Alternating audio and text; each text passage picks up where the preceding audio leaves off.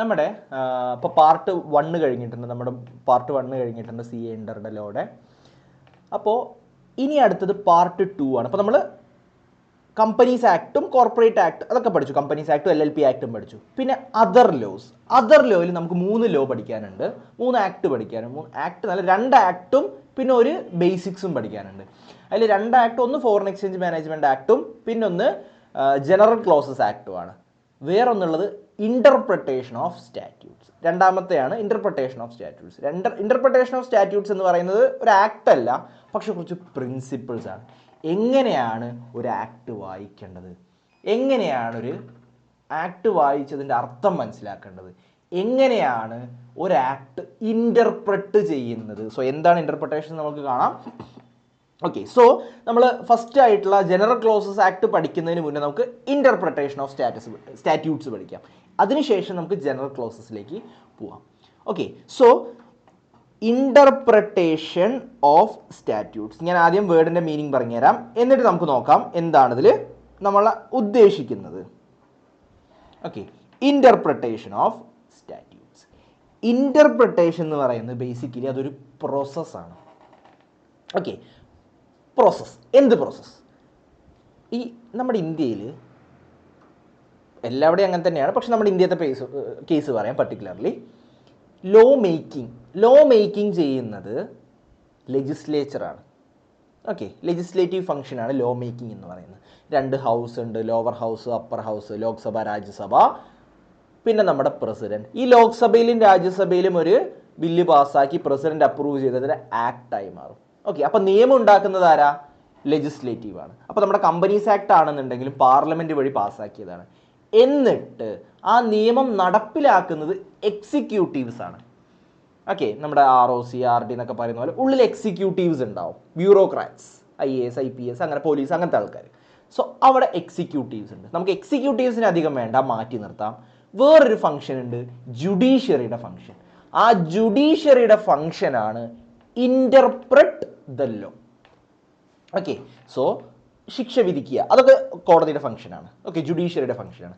So ഈ law ഉണ്ടാക്കുന്ന ആൾ അല്ലെങ്കിൽ ആൾക്കാർ ലോ ഉണ്ടാക്കി വെച്ചു, അവരല്ല പോയിട്ട് ആ ചെയ്തത് ശരിയാണോ തെറ്റാണോ എന്ന് നോക്കാൻ പോകുന്നത്.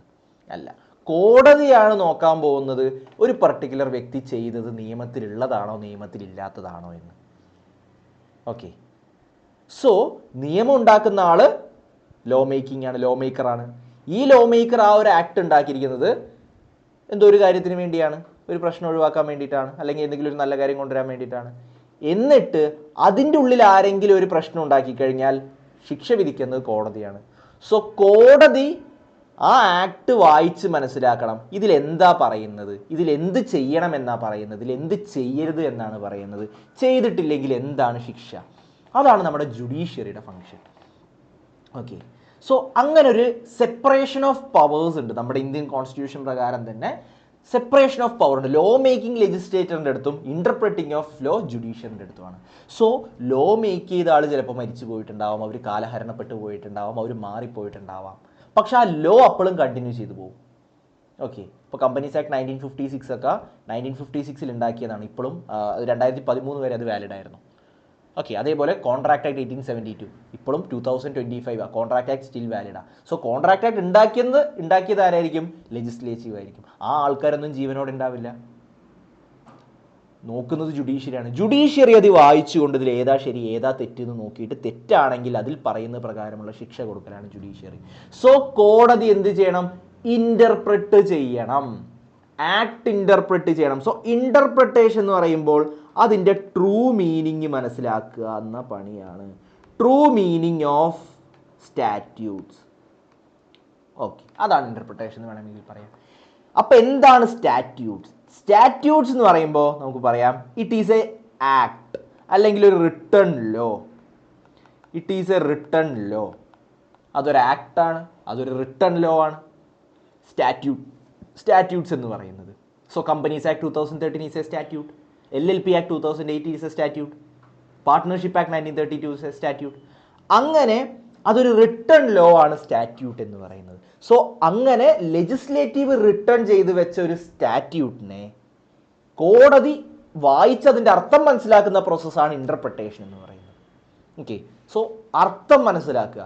ഞാൻ കോടതിയുടെ എക്സാമ്പിൾ പറയുന്നുള്ളൂ. സോ അർത്ഥം മനസ്സിലാക്കുന്നത് കോടതി തന്നെ ആവണമെന്നില്ല. നമുക്കും ആ ആക്ട് ഇൻ്റർപ്രറ്റ് ചെയ്യാം, എന്നാലല്ലേ അത് ചെയ്യുന്നത് ശരിയാണോ തെറ്റാണോ എന്ന് നമുക്കും അനലൈസ് ചെയ്യാൻ പറ്റുള്ളൂ. So as A CA student അല്ലെങ്കിൽ ആസ് എ ചാർട്ടേഡ് അക്കൗണ്ടൻറ്റ് ഇൻ്റർപ്രിട്ടേഷൻ്റെ ആവശ്യം നിങ്ങൾക്കും വരും. ടാക്സ് ലോ ഇൻ്റർപ്രറ്റ് ചെയ്യണം, GST ആക്ട് ഇൻ്റർപ്രറ്റ് ചെയ്യണം, കസ്റ്റംസ് ഇൻ്റർപ്രറ്റ് ചെയ്യണം, അതേപോലെ കമ്പനി ലോ ഇൻ്റർപ്രറ്റ് ചെയ്യണം. ഓക്കെ, സോ അതിനാണ് ഈ ഒരു ഇൻ്റർപ്രിട്ടേഷൻ ഓഫ് സ്റ്റാറ്റ്യൂട്ട്സ്. ഓക്കെ, പിന്നെ ഒരു പ്രിൻസിപ്പിൾ ഉണ്ട്, ഞാൻ ട്രൂലി ബിലീവ് ചെയ്യുന്ന ഒരു പ്രിൻസിപ്പിളാണ്. ഓരോ ആക്ടിൻ്റെ പിന്നിലും ഒരു സ്റ്റോറി ഉണ്ടാവും, ഓരോ പ്രൊവിഷൻ്റെ പിന്നിലും ഒരു സ്റ്റോറി ഉണ്ടാവും. ഓക്കെ, സോ ഒരു ആക്ട് വരുന്നതിന് മുമ്പ് നാട്ടിൽ എന്തെങ്കിലും ഒരു പ്രശ്നം നടക്കുന്നുണ്ടാവും. ആ പ്രശ്നം സോൾവ് ചെയ്യാൻ വേണ്ടി, ആ ഒരു റെമഡി കൊണ്ടുവരാൻ വേണ്ടിയായിരിക്കും ഒരു ആക്ട് വന്നത്. സോ ആ ആക്ട് എപ്പോഴും, ആ ആക്ടിൻ്റെ വായിക്കുമ്പോൾ എങ്ങനെയായിരിക്കണം വായിക്കേണ്ടത്? എങ്ങനെ വായിക്കുമ്പോഴാണോ ആ സ്റ്റോറി ജസ്റ്റിഫൈ ചെയ്യുന്നത്, ആ ഒരു രീതിയിൽ വേണം ആക്ട് വായിക്കാൻ. ഇപ്പോൾ 1956 കമ്പനീസ് ആക്ട് 1956 മാറി 2013 വന്നത്. 1956 എന്തൊക്കെയോ പ്രശ്നങ്ങളുണ്ട്, അതുകൊണ്ടാണ് 2013 വന്നത്. സോ 2013 ഇൻ്റർപ്രറ്റ് ചെയ്യുമ്പോൾ നമ്മൾ വായിക്കേണ്ടത് 1956 ഉണ്ടായിരുന്ന പ്രോബ്ലംസ് സോൾവ് ചെയ്യുന്ന രീതിയിലായിരിക്കണം വായിക്കേണ്ടത്. ഓക്കെ, സോ ഇതാണ് ജസ്റ്റ് എനിക്ക് തരാനുള്ള, എൻ്റെ സൈഡിൽ നിന്ന് തരാനുള്ളൊരു ഇൻട്രൊഡക്ഷൻ. സോ നമുക്ക് ലാസ്റ്റ് ഈ ടോപ്പിക്സ് കഴിഞ്ഞ ശേഷം നമുക്ക് ലാസ്റ്റ് ഡിസ്കസ് ചെയ്യാം എന്താണ് നമ്മളിൽ നിന്നും institute of chartered accountants of India expect ചെയ്യുന്നത്, എന്തൊക്കെ മനസ്സിലാക്കണമെന്നാണ് എക്സ്പെക്ട് ചെയ്യുന്നത്, നമുക്ക് ലാസ്റ്റ് നോക്കാം. സോ ഇനി മെറ്റീരിയലിൻ്റെ ഒരു introduction. The word statute is now synonymous with act of the parliament. പാർലമെൻറ്റിൻ്റെ ഒരു ആക്ടിന് എന്ന് വേണമെങ്കിൽ പറയാം സ്റ്റാറ്റ്യൂട്ട് എന്ന് പറയുന്നത്. ഓക്കെ, അതൊരു ആക്ടാണ്. It is a written law that legislature establishes directly. അതൊരു റിട്ടൺ ലോ ആണ്. ഓക്കെ, ലെജിസ്ലേച്ചർ എസ്റ്റാബ്ലിഷ് ചെയ്യുന്ന ഒരു റിട്ടൺ ലോ ആണ്. ഞാൻ പറഞ്ഞു law making is the process of legislature. അവരെഴുതി ഉണ്ടാക്കിയ ഒരു റിട്ടൺ ലോ ആണ് ഈ സ്റ്റാറ്റ്യൂട്ട് എന്ന് പറയുന്നത്. So in India statute means an enacted law that is law either enacted by the parliament or by the state legislature. So parliament പാസ്സാക്കുന്ന ഒരു law ആണ് സ്റ്റാറ്റ്യൂട്ട് എന്ന് പറയുന്നത്, enacted by the parliament. Parliament എന്ന് പറയുമ്പോൾ Indian ഗവൺമെൻറ്റിനെ സംബന്ധിച്ചിടത്തോളം. ഇനി അത് ഓരോ സ്റ്റേറ്റിനും സ്വന്തം ആക്ട് ഉണ്ടാക്കാൻ പറ്റും. ഓക്കെ, മോട്ടോർ വെഹിക്കിൾസ് ആക്ട് ഒക്കെ സ്റ്റേറ്റിൻ്റെ സബ്ജക്റ്റാണ്. നമ്മുടെ കോൺസ്റ്റിറ്റ്യൂഷനിൽ തന്നെ 3 മാറ്റർ ഉണ്ട്. Central list, state list, concurrent list എന്ന് പറഞ്ഞിട്ട് 3 ലിസ്റ്റ് ഉണ്ട്. അതിൽ സെൻട്രൽ ആക്ടും സ്റ്റേറ്റ് ആക്ടും. അപ്പോൾ സെൻട്രൽ ആക്ട് കൊണ്ടുവരുന്നത് പാർലമെൻ്റ് ആണ്, നമ്മുടെ പാർലമെൻ്റ് ആണ്, ലോക്സഭ രാജ്യസഭ. സ്റ്റേറ്റ് ആക്ട് കൊണ്ടുവരുന്നത് സ്റ്റേറ്റ് ലെജിസ്ലേച്ചർ, നമ്മുടെ MLA അവരൊക്കെ ഇരുന്നിട്ട്. പാർലമെൻറ്റിൽ ഉണ്ടാവുന്ന MP മാരായിരിക്കും. ഓക്കെ, അങ്ങനെ ആ ഒരു ആക്ട് വരുന്നു. അങ്ങനെ ആ റിട്ടൺ ലോ ആണ്, എനാക്റ്റഡ് ബൈ പാർലമെൻ്റ് ആണ്. സ്റ്റേറ്റിനെ സംബന്ധിച്ചിടത്തോളം സ്റ്റേറ്റ് ലെജിസ്ലേച്ചർ ആണ്. Okay, in India the constitution provides for the passing of bill in the Lok Sabha and Rajya Sabha and finally obtaining the assent of the President of India to do it. It becomes an act of the Parliament. So എങ്ങനെയാണ് ഒരു act ആവുന്നത്? ഒരു bill ഒരാൾ present ചെയ്ത്, പാർലമെൻറ്റിലുള്ള ഒരാൾ present ചെയ്തിട്ട് ലോക്സഭയിൽ വെക്കുന്നു, രാജ്യസഭയിൽ വെക്കുന്നു. ലോക്സഭ അപ്രൂവ് തന്നു, രാജ്യസഭ അപ്രൂവ് തന്നു, എന്നിട്ട് അത് പ്രസിഡൻ്റ് അടുത്തേക്ക് പോകുന്നു. പ്രസിഡൻ്റ് അതിന് അപ്രൂവ് തരികയാണെങ്കിൽ A bill becomes an act. ആ ആക്ട് ആയിക്കഴിഞ്ഞാൽ അതിനെ നമുക്ക് സ്റ്റാറ്റ്യൂട്ട് എന്ന് പറയാം. ഓക്കെ, അങ്ങനൊരു നിയമം ഉണ്ടായി. ഇപ്പോൾ കമ്പനീസ് ആക്ട് 2013 അതേപോലെ ഒരു ഇതുണ്ടായതാണ്. കമ്പനീസ് ആക്ട് 2000 പേരിലൊരു സ്റ്റോറി ഉണ്ട്. 1956 എന്ന് പറഞ്ഞൊരു ആക്ട് ഉണ്ടായിരുന്നു. പക്ഷേ ആ ആക്ട് മൊത്തം കുറേ പ്രശ്നങ്ങളുണ്ടായിരുന്നു, കുറേ ലൂപ്പ് ഹോൾസ് ഉണ്ടായിരുന്നു. പക്ഷേ 1956 ഉണ്ടാക്കുന്ന സമയത്ത് ആ ലൂപ്പ് ഹോൾസ് ഒന്നും മൈൻഡിൽ വന്നിട്ടുണ്ടായിരുന്നില്ല. ആക്ട് എന്തായാലും അമെൻമെൻറ്റ്സിന് വരുന്നത് പുതിയ സിറ്റുവേഷൻ അനുസരിച്ച്, പുതിയ ചേഞ്ചിനനുസരിച്ച് ആക്ടിൽ മാറ്റം വരണം. 1956 സമയത്ത് പെർഫെക്റ്റ് ആയിട്ടുള്ള ആക്ട് ആയിരുന്നു 1956 എന്ന് പറയുന്നത്. പക്ഷെ കാലക്രമേണ പോയി വരുന്നു ഒരുപാട് പ്രാക്ടിക്കൽ ഡിഫിക്കൽട്ടീസ് വന്നു, സ്കാംസ് വന്നു, സത്യം സ്കാം, സഹാറ സ്കാം, അങ്ങനെ ഒരുപാട് സ്കാംസ് 1956 ആക്ടിൽ വന്നു. അതും കഴിഞ്ഞ് പോയപ്പോൾ അത് തീരെ പ്രശ്നം ആയ സമയത്ത് ഒരു കമ്മിറ്റി ഫോം ചെയ്തു. സ്റ്റോറിയാണ് പറയുന്നത്, കമ്പനീസ് ആക്ട് വന്ന സ്റ്റോറിയാണ്. കമ്മിറ്റി ഫോം ചെയ്തു. എന്നിട്ട് ആ കമ്മിറ്റി എന്ന് തീരുമാനിച്ചു, ഓക്കെ ഇതിൽ കുറേ പ്രശ്നങ്ങളുണ്ട്, ആ പ്രശ്നങ്ങളൊക്കെ ഇങ്ങനെയാണ്, നമുക്ക് ആ പ്രശ്നങ്ങളൊക്കെ മാറ്റിക്കൊണ്ട് പുതിയൊരു ആക്ട് പ്രപ്പോസ് ചെയ്യാം, കമ്പനീസ് ആക്ട് 2013. അങ്ങനെ ആ ബില്ല് പാർലമെൻറ്റിൽ വെക്കുന്നു, ലോക്സഭ വായിക്കുന്നു, രാജ്യസഭ വായിക്കുന്നു, അപ്രൂവ് കൊടുക്കുന്നു, പ്രസിഡന്റ് പറയുന്നു. 2013 തൊട്ടിട്ട് ആക്ട് നിലവിൽ വന്നു. ഇനിയിപ്പോൾ പറയാൻ പറ്റില്ല, നമുക്ക് 2013 ഇപ്പോൾ ഇതുവരെ കുഴപ്പമില്ല, ഇനി അത് പ്രശ്നം വന്ന് AI കാലഘട്ടമൊക്കെ വന്ന സമയത്ത് ചിലപ്പോൾ ഡയറക്ടർ വന്നിട്ട് റോബോട്ടുകാർക്ക് ഡയറക്ടറായിട്ട് ഇരിക്കാൻ പറ്റുന്നൊക്കെ നിയമം വരികയാണെന്നുണ്ടെങ്കിൽ അമെൻഡ് ചെയ്ത് പോവാം. അങ്ങനെ 2000 മാറി. ഇനി എപ്പോഴാണ് അമെൻഡ് ചെയ്യുക എന്ന് പറയാൻ പറ്റില്ല. പ്രോബ്ലം ഫേസ് ചെയ്യുമ്പോൾ അമെൻഡ്മെൻറ്റ് വരും. ഓക്കെ, അങ്ങനെ ആ ഒരുപാട് സ്റ്റോറി ഉണ്ടാവും ഒരു ആക്ടിൻ്റെ പിന്നിലും. Okay, thus that which originates through legislation is called an enacted law or statute as against unenacted or unwritten law. So statute എന്ന് പറയുന്നത് enacted law ആണ്, പാർലമെന്റിൽ പാസ്സാക്കിയ ലോ ആണ് enacted law എന്ന് പറയുന്നത്, സ്റ്റാറ്റ്യൂട്ട് എന്ന് പറയുന്നത്. അപ്പോൾ ഏതാ പാർലമെന്റിൽ പാസ്സാക്കാത്ത ലോ? നമുക്ക് നാട്ടിൽ നടക്കുന്ന മാർക്കറ്റിലെ നിയമങ്ങൾ, അങ്ങനത്തെ കാര്യങ്ങൾ, കസ്റ്റംസ്, ട്രേഡ്സ്, അങ്ങനത്തെ കാര്യങ്ങളൊന്നും എഴുതി പാർലമെന്റിൽ പാസ്സാക്കിയിട്ടുണ്ടാവില്ല. പക്ഷെ സ്റ്റിൽ അതെന്തായിരിക്കും? ലോ ആയിട്ടുണ്ടാവും. സോ അത് അൺറിട്ടേൺ ലോ. സോ നമ്മൾ നോക്കുന്നത് അൺറിട്ടേൺ ലോനെ കുറിച്ചല്ല, നമ്മൾ നോക്കുന്നത് റിട്ടേൺ ലോനെ കുറിച്ചാണ്. റിട്ടേൺ ലോ അല്ലെങ്കിൽ statute. Clear? Yes. So interpretation of statutes. പിന്നെ വേറൊരു കാര്യം നോക്കാം, ഡോക്യുമെന്റിന്റെ ഇന്റർപ്രിട്ടേഷൻ. ഒരു ഡോക്യുമെന്റ് വായിച്ചതിന്റെ അർത്ഥം മനസ്സിലാക്കുക, അതും ഒരു ടൈപ്പ് ഓഫ് ഇന്റർപ്രിട്ടേഷൻ അല്ലേ? ഓക്കെ, ആക്ട് മാത്രം നോക്കിയാൽ പോരെ, ഡോക്യുമെൻ്റ്, ഒരു പർട്ടിക്കുലർ ഡോക്യുമെൻ്റ്, റിട്ടേൺ ഡോക്യുമെൻ്റ്, ഒരു കമ്മ്യൂണിക്കേഷൻ, അത് ഇൻ്റർപ്രറ്റ് ചെയ്യുന്നതും ഒരു ഇൻ്റർപ്രിട്ടേഷനാണ്. സോ എന്താണ് document? Generally understood, a document is a paper or other material thing giving information, proof or evidence of anything. So document എന്ന് പറയുന്ന ഒരു പേപ്പറോ അല്ലെങ്കിൽ അതുപോലെയുള്ള ഏതെങ്കിലും ഒരു മെറ്റീരിയലോ giving information, proof or evidence of anything, ഇൻഫർമേഷനോ പ്രൂഫോ എവിഡൻസോ തരുന്ന തരത്തിലുള്ള പേപ്പറോ അല്ലെങ്കിൽ വേറെ ഏതെങ്കിലും മെറ്റീരിയലാണ് ഡോക്യുമെൻ്റ് എന്ന് പറയുന്നത്. Okay, so section 3 of the Indian evidence act 1872, Indian evidence act 1872 എന്ന് പറഞ്ഞിട്ടുള്ളൊരു എവിഡൻസ് ആക്ട് ഉണ്ട്. ആ എവിഡൻസ് ആക്ട് പ്രകാരം document means any matter, document means any matter, എന്തെങ്കിലും ഒരു കാര്യം, any matter expressed or described upon any substance, എന്തെങ്കിലും ഒരു സാധനത്തിൽ, എന്തെങ്കിലും ഒരു matter, by means of letters, figures or marks or by more than one of the means intended to be used or which may be used for the purpose of recording that matter.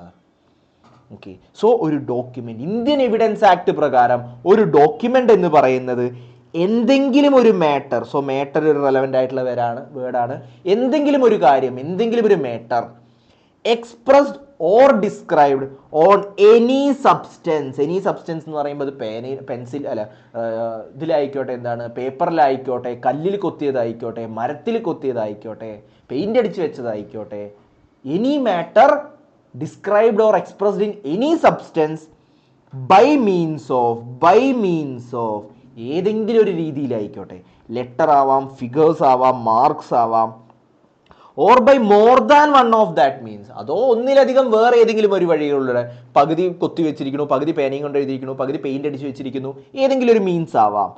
Intended to B used, അത് എന്തിനു വേണ്ടിയായിരിക്കണം?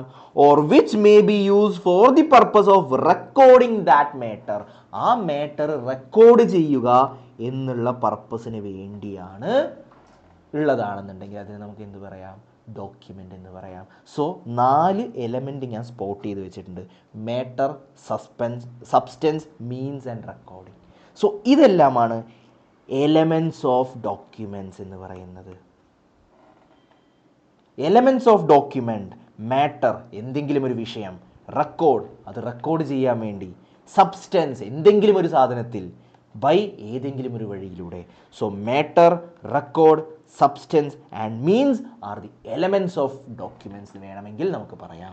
So these are the elements of documents. Section 318 of the general clauses act 1897 states that the term document shall include any matter written or expressed described upon any substance by means of letter. അപ്പോൾ നമ്മൾ നേരത്തെ കണ്ടത് Indian evidence act പ്രകാരം എന്താണ് document, എന്താണ് ഇനി general clauses act പ്രകാരം എന്താണ് ഡോക്യുമെന്റ് എന്നാണ് പറയുന്നത്. ഓക്കെ, സോ പല മൾട്ടിപ്പിൾ ആക്ട്സ് ഉണ്ട്, ഓരോ ആക്ടിലും ഓരോ ഡെഫിനിഷൻ ക്ലോസ് ഉണ്ടാവും. ആ ഡെഫിനിഷൻ ക്ലോസിൽ ഇന്ത്യൻ ജനറൽ ക്ലോസസ് ആക്ട് 1897 പ്രകാരം ഡോക്യുമെന്റ് എന്ന് പറയുന്നത് എനി മാറ്റർ, എന്തെങ്കിലും ഒരു കാര്യം return, expressed or described upon any substance by means of letters or figures or marks or by more than one of those means which is intended to be used, which may be used for the purpose of recording this matter.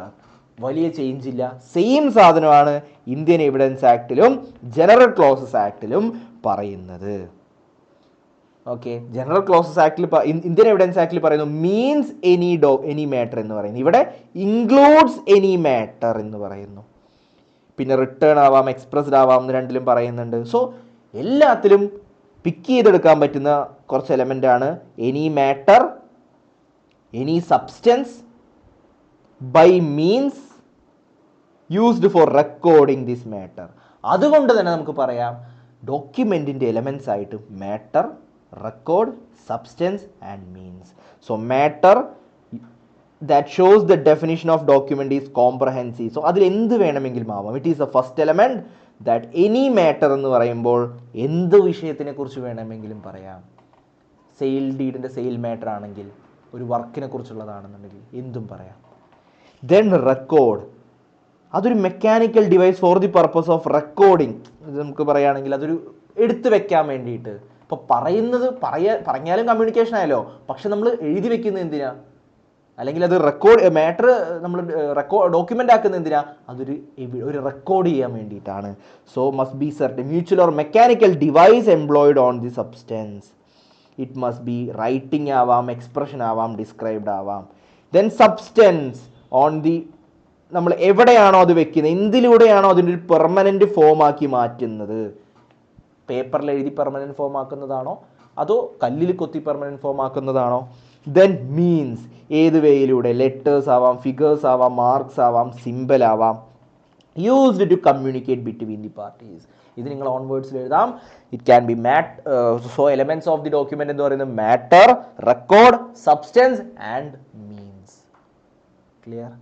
So അതാണ് ഡോക്യുമെന്റ് എന്ന് പറയുന്ന സംഭവം. So എന്തിനാണ് നമ്മളിപ്പോൾ ഡോക്യുമെന്റിനെ നോക്കിയത്? Document എന്ന് പറയുന്നത് നമ്മൾ ഇന്റർപ്രറ്റ് ചെയ്യാം, ഡോക്യുമെന്റും ഇന്റർപ്രറ്റ് ചെയ്യാം. ഓക്കെ, സോ ഡോക്യുമെന്റ് കഴിഞ്ഞു. ഇനി നമുക്ക് വേറൊരു കാര്യം നോക്കാം, ഇൻസ്ട്രുമെന്റ്. നമ്മൾ സ്കൂളിൽ പഠിക്കുന്ന സമയത്ത് ഉണ്ടായിരുന്ന ഇൻസ്ട്രുമെന്റ് ബോക്സ് അല്ല, ഇൻസ്ട്രുമെന്റ്, മെഷീൻ അല്ല, ഇൻസ്ട്രുമെന്റ്. ഇൻസ്ട്രുമെന്റ് എന്ന് പറയുന്ന ഒരു ഡോക്യുമെന്റ് തന്നെയാണ്, ലീഗലി ബൈൻഡിങ് ആയിട്ടുള്ളൊരു ഡോക്യുമെന്റ് ആണ്. So instrument means a formal legal document which creates or confirms a right or records a fact. അപ്പോൾ ഡോക്യുമെൻ്റ് ഒരു ലീഗൽ എലമെൻറ്റ് വരികയാണെന്നുണ്ടെങ്കിൽ, ഒരു ഫോർമൽ ലീഗൽ ഡോക്യുമെൻ്റ് ആവുകയാണെന്നുണ്ടെങ്കിൽ അതിന് നമുക്ക് ഇൻസ്ട്രുമെൻ്റ് എന്ന് പറയാം.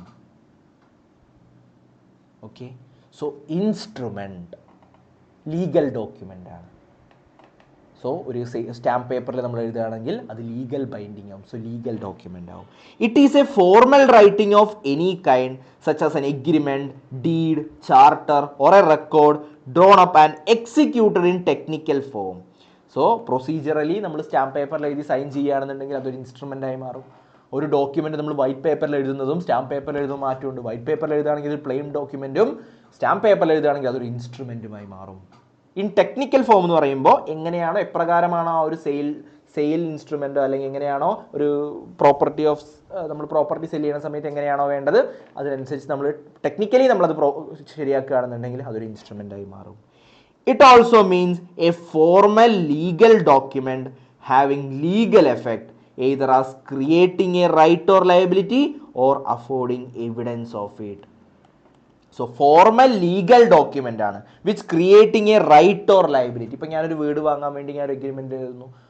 അപ്പോൾ വീട് വാങ്ങുന്ന സമയത്ത് ഞാൻ അയാൾക്ക് പൈസ കൊടുക്കണം, അയാൾക്കൊരു റൈറ്റ് ഉണ്ട്. അയാൾ എനിക്ക് വീട് തരണം, എനിക്ക് ഒരു റൈറ്റ് ഉണ്ട്. ഞാൻ അയാൾക്ക് പൈസ കൊടുക്കണം, എനിക്കൊരു ഡ്യൂട്ടി ഉണ്ട്. അയാൾ എനിക്ക് വീട് തരണം, അയാൾക്കൊരു ഡ്യൂട്ടി ഉണ്ട്. സോ ഡ്യൂട്ടീസും റൈറ്റ്സും ലയബിലിറ്റീസും റൈറ്റ്സ് ഒക്കെ ഡിഫൈൻ ചെയ്യുന്ന ഒരു ലീഗൽ ഡോക്യുമെൻ്റ് ആണ് ഇൻസ്ട്രുമെൻ്റ് എന്ന് പറയുന്നത്. സോ ഇന്ത്യൻ സ്റ്റാമ്പ് ആക്ട് 1899, അപ്പോൾ ഇതൊരു സ്റ്റാറ്റ്യൂട്ടാണ്. ഇന്ത്യൻ സ്റ്റാമ്പ് ആക്ട് 1899 ഒരു സ്റ്റാറ്റ്യൂട്ടാണ്. ജനറൽ ക്ലോസസ് ആക്ട് ഒരു സ്റ്റാറ്റ്യൂട്ടാണ്. എവിഡൻസ് ആക്ട് ഒരു സ്റ്റാറ്റ്യൂട്ടാണ്. ഇന്ത്യൻ സ്റ്റാമ്പ് ആക്ട് പ്രകാരം instrument includes every document by which any right or a liability is purpose to be created, transferred, extended, extinguished or recorded. So ഒരു ഡോക്യുമെന്റിൽ റൈറ്റ്സും ലയബിലിറ്റീസിനെ കുറിച്ച് ഉള്ള റെക്കോർഡിങ്ങോ നോട്ടിങ്ങോ കാര്യങ്ങളൊക്കെ ഉണ്ട് എന്നുണ്ടെങ്കിൽ അതൊരു ഇൻസ്ട്രുമെന്റ് ആയി മാറും. സോ എല്ലാ ഡോക്യുമെന്റും ഇൻസ്ട്രുമെന്റ് അല്ല, പക്ഷെ എല്ലാ ഇൻസ്ട്രുമെന്റിന്റെയും തുടക്കം ഒരു ഡോക്യുമെന്റിൽ നിന്നായിരിക്കും. Clear? Further, moving further, deed. What is A deed?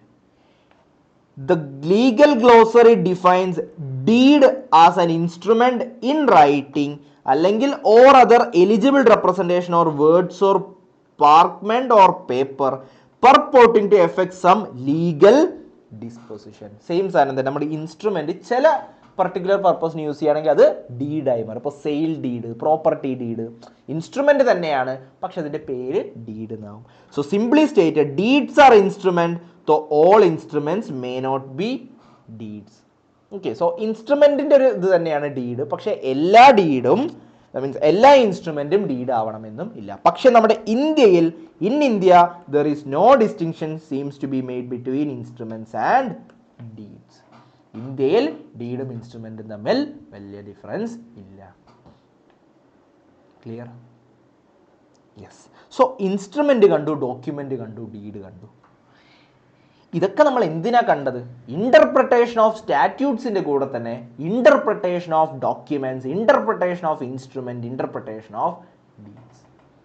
ഇപ്പോൾ എൻ്റെ ഒരു ഫാദറിൻ്റെ ഫാദർ, എൻ്റെ ഒരു ഗ്രാൻഡ് ഫാദർ ഒരു വിൽപ്പത്രം എഴുതി വെച്ചു. അതൊരു ഡോക്യുമെൻ്റ് ആണ്, അതൊരു ഇൻസ്ട്രുമെൻ്റ് ആണ്. ആ ഇൻസ്ട്രുമെൻ്റ് വായിച്ച് അർത്ഥം പറഞ്ഞു തരാൻ എൻ്റെ ഗ്രാൻഡ് ഫാദർ ഇല്ല. സോ സ്വാഭാവികമായിട്ടും എൻ്റെ അച്ഛൻ കൊണ്ടുവന്നിട്ട് എൻ്റെ അടുത്ത് തന്നു. എൻ്റെ അടുത്ത് തന്നിട്ട് ഇത് വായിച്ചിട്ട് ഇതിൻ്റെ മീനിങ് പറഞ്ഞു തരാൻ പറയും. അപ്പം ഞാൻ എന്ത് ചെയ്യണം? ഞാൻ അതിന് ഇൻ്റർപ്രറ്റ് ചെയ്തെടുക്കണം. വെറുതെ വായിച്ചിട്ട് പറഞ്ഞു കൊടുത്താൽ പോരാ. അതിൻ്റെ മീനിങ് എന്താ? മീനിങ് മാത്രവും പറഞ്ഞു കൊടുത്താൽ പോരാ. അതിൽ കുറച്ച് പ്രശ്നങ്ങളുണ്ടാവും. ചിലപ്പോൾ എൻ്റെ ഗ്രാൻഡ് ഫാദർ എഴുതുന്ന സമയത്ത് ഒരു പർട്ടിക്കുലർ വേർഡിന് അന്നത്തെ കാലത്ത് ഒരു മീനിങ് ആയിരിക്കും. പക്ഷെ ഇന്നത്തെ ഈ ന്യൂ ജനറേഷനിൽ ആ പർട്ടിക്കുലർ വേർഡ് ചിലപ്പോൾ മീനിങ് മാറിയിട്ടുണ്ടാവും. അപ്പം ഞാൻ ചിലപ്പോൾ എൻ്റെ അച്ഛന് പറഞ്ഞു കൊടുക്കാം അല്ലെങ്കിൽ എൻ്റെ ഫാദർക്ക് പറഞ്ഞു കൊടുക്കാൻ പോകുന്ന ആ പർട്ടിക്കുലർ വേർഡിൻ്റെ മീനിങ് ചിലപ്പോൾ ഇന്നത്തെ മീനിങ് വെച്ചിട്ടായിരിക്കും. ഓക്കെ, സോ ഇൻ്റർപ്രിട്ടേഷൻ അവിടെ പ്രശ്നം വരും, കൺഫ്യൂഷൻ വരും. സോ നമ്മൾ റൂൾസ് ഓഫ് അല്ലെങ്കിൽ പ്രിൻസിപ്പിൾസ് ഓഫ് ഇൻ്റർപ്രിട്ടേഷൻ ഇടണം. എഴുതി വെക്കുന്ന സമയത്ത് എന്ത് മീനിങ് ആയിരുന്നോ ഉണ്ടായിരുന്നത് ആ മീനിങ്ങിൽ തന്നെ വായിക്കുമ്പോഴല്ലേ അർത്ഥം പ്രോപ്പർ ആവുള്ളൂ. കാരണം എൻ്റെ ഗ്രാൻഡ് ഫാദർക്ക് അറിയോ കുറേ കഴിഞ്ഞ് ഒരു 100 കൊല്ലം കഴിഞ്ഞ് കഴിഞ്ഞാൽ ആ വേർഡിന് പുതിയൊരു മീനിങ് വരുമെന്നും ആ മീനിങ് ആണ് ഉണ്ടെന്ന് അറിയോ? ഇല്ല. സോ ഇൻ്റർപ്രിറ്റ് ചെയ്യുമ്പോൾ റൂൾസ് ഇട്ട് കൊടുക്കണം. സോ അതാണ് ഈ ചാപ്റ്ററിൻ്റെ റെലവൻസും ഈ ചാപ്റ്ററിൻ്റെ ഭംഗിയും. ഓക്കെ, ദെൻ എന്താണ് ഇന്റർപ്രിട്ടേഷൻ? Interpretation is meant the process by which court seeks to ascertain the meaning of the legislature through the medium of words in which it is expressed. So കോടതിയോട്, ഇപ്പോൾ ഇവിടെ ലെജിസ്ലേച്ചർ ഉണ്ട്, ഇവിടെ കോടതിയുണ്ട്. കോടതിയോട് ലെജിസ്ലേച്ചർ പറയുന്നതാണ് ഈ നിയമത്തിലുള്ളത്. അപ്പോൾ ഈ കോടതി ലെജിസ്ലേച്ചറിൻ്റെ ഇൻറ്റൻറ്റ് മനസ്സിലാക്കി അതിൻ്റെ അർത്ഥം കണ്ടുപിടിക്കുക, അതിൻ്റെ മീനിങ് മനസ്സിലാക്കുന്ന പ്രോസസ്സിനെയാണ് ഇൻ്റർപ്രിട്ടേഷൻ എന്ന് പറയുന്നത്. അല്ലാതെ കോടതിയിലെത്തിയപ്പോൾ ഒരു 10-100 എംപിമാരുണ്ടാവും. ആ എംപിമാരെല്ലാവരും കൂടി ചേർന്നിട്ടായിരിക്കും നിയമം ഉണ്ടാക്കിയത്. കോടതി ആ 100 പേരിനെയും വിളിച്ചിട്ട് നിങ്ങൾ അന്ന് നിയമം ഉണ്ടാക്കുന്ന സമയത്ത് എന്തായിരുന്നു ഉദ്ദേശിച്ചിട്ടുണ്ടായിരുന്നു ചോദിക്കാൻ പറ്റുമോ? പറ്റില്ല. ആ ആക്ട് ഇൻ്റർപ്രിറ്റ് ചെയ്യുക തന്നെ വേണം. ഓക്കെ, അതിന് കുറച്ച് പ്രിൻസിപ്പിൾസ് ഉണ്ട്. So interpretation is the process by which the real meaning of an act real meaning of an act or a document. So act മാത്രമല്ല, interpretation of statutes എന്ന് പറയുമ്പോൾ കോടതി ചെയ്യുന്നത്, അല്ലെങ്കിൽ ഒരു document, and the intention of the legislature in enacting it or parties executing the document is ascertained. Okay, so interpreting എന്ന് പറയുന്നത് ഒരു process by which real meaning of the act അല്ലെങ്കിൽ ഡോക്യുമെൻ്റ്. സോ 2 കേസ് ഉണ്ട്. ഒന്ന് ഒരു ആക്ടിൻ്റെ case, പിന്നൊന്ന് ഡോക്യുമെൻറ്റിൻ്റെ കേസ്. സോ ആക്ടിൻ്റെ കേസ് ആണെന്നുണ്ടെങ്കിൽ സോ രണ്ടിലും interpretation is a process by which real meaning of an act അല്ലെങ്കിൽ ഒരു document and the intention of അപ്പോൾ ആക്ട് ആണെന്നുണ്ടെങ്കിൽ ആരാണ് ഉണ്ടാക്കിയത്? പാർലമെൻ്റ് ആണ്, അല്ലെങ്കിൽ ലെജിസ്ലേച്ചർ ആണ്. Intention of legislature.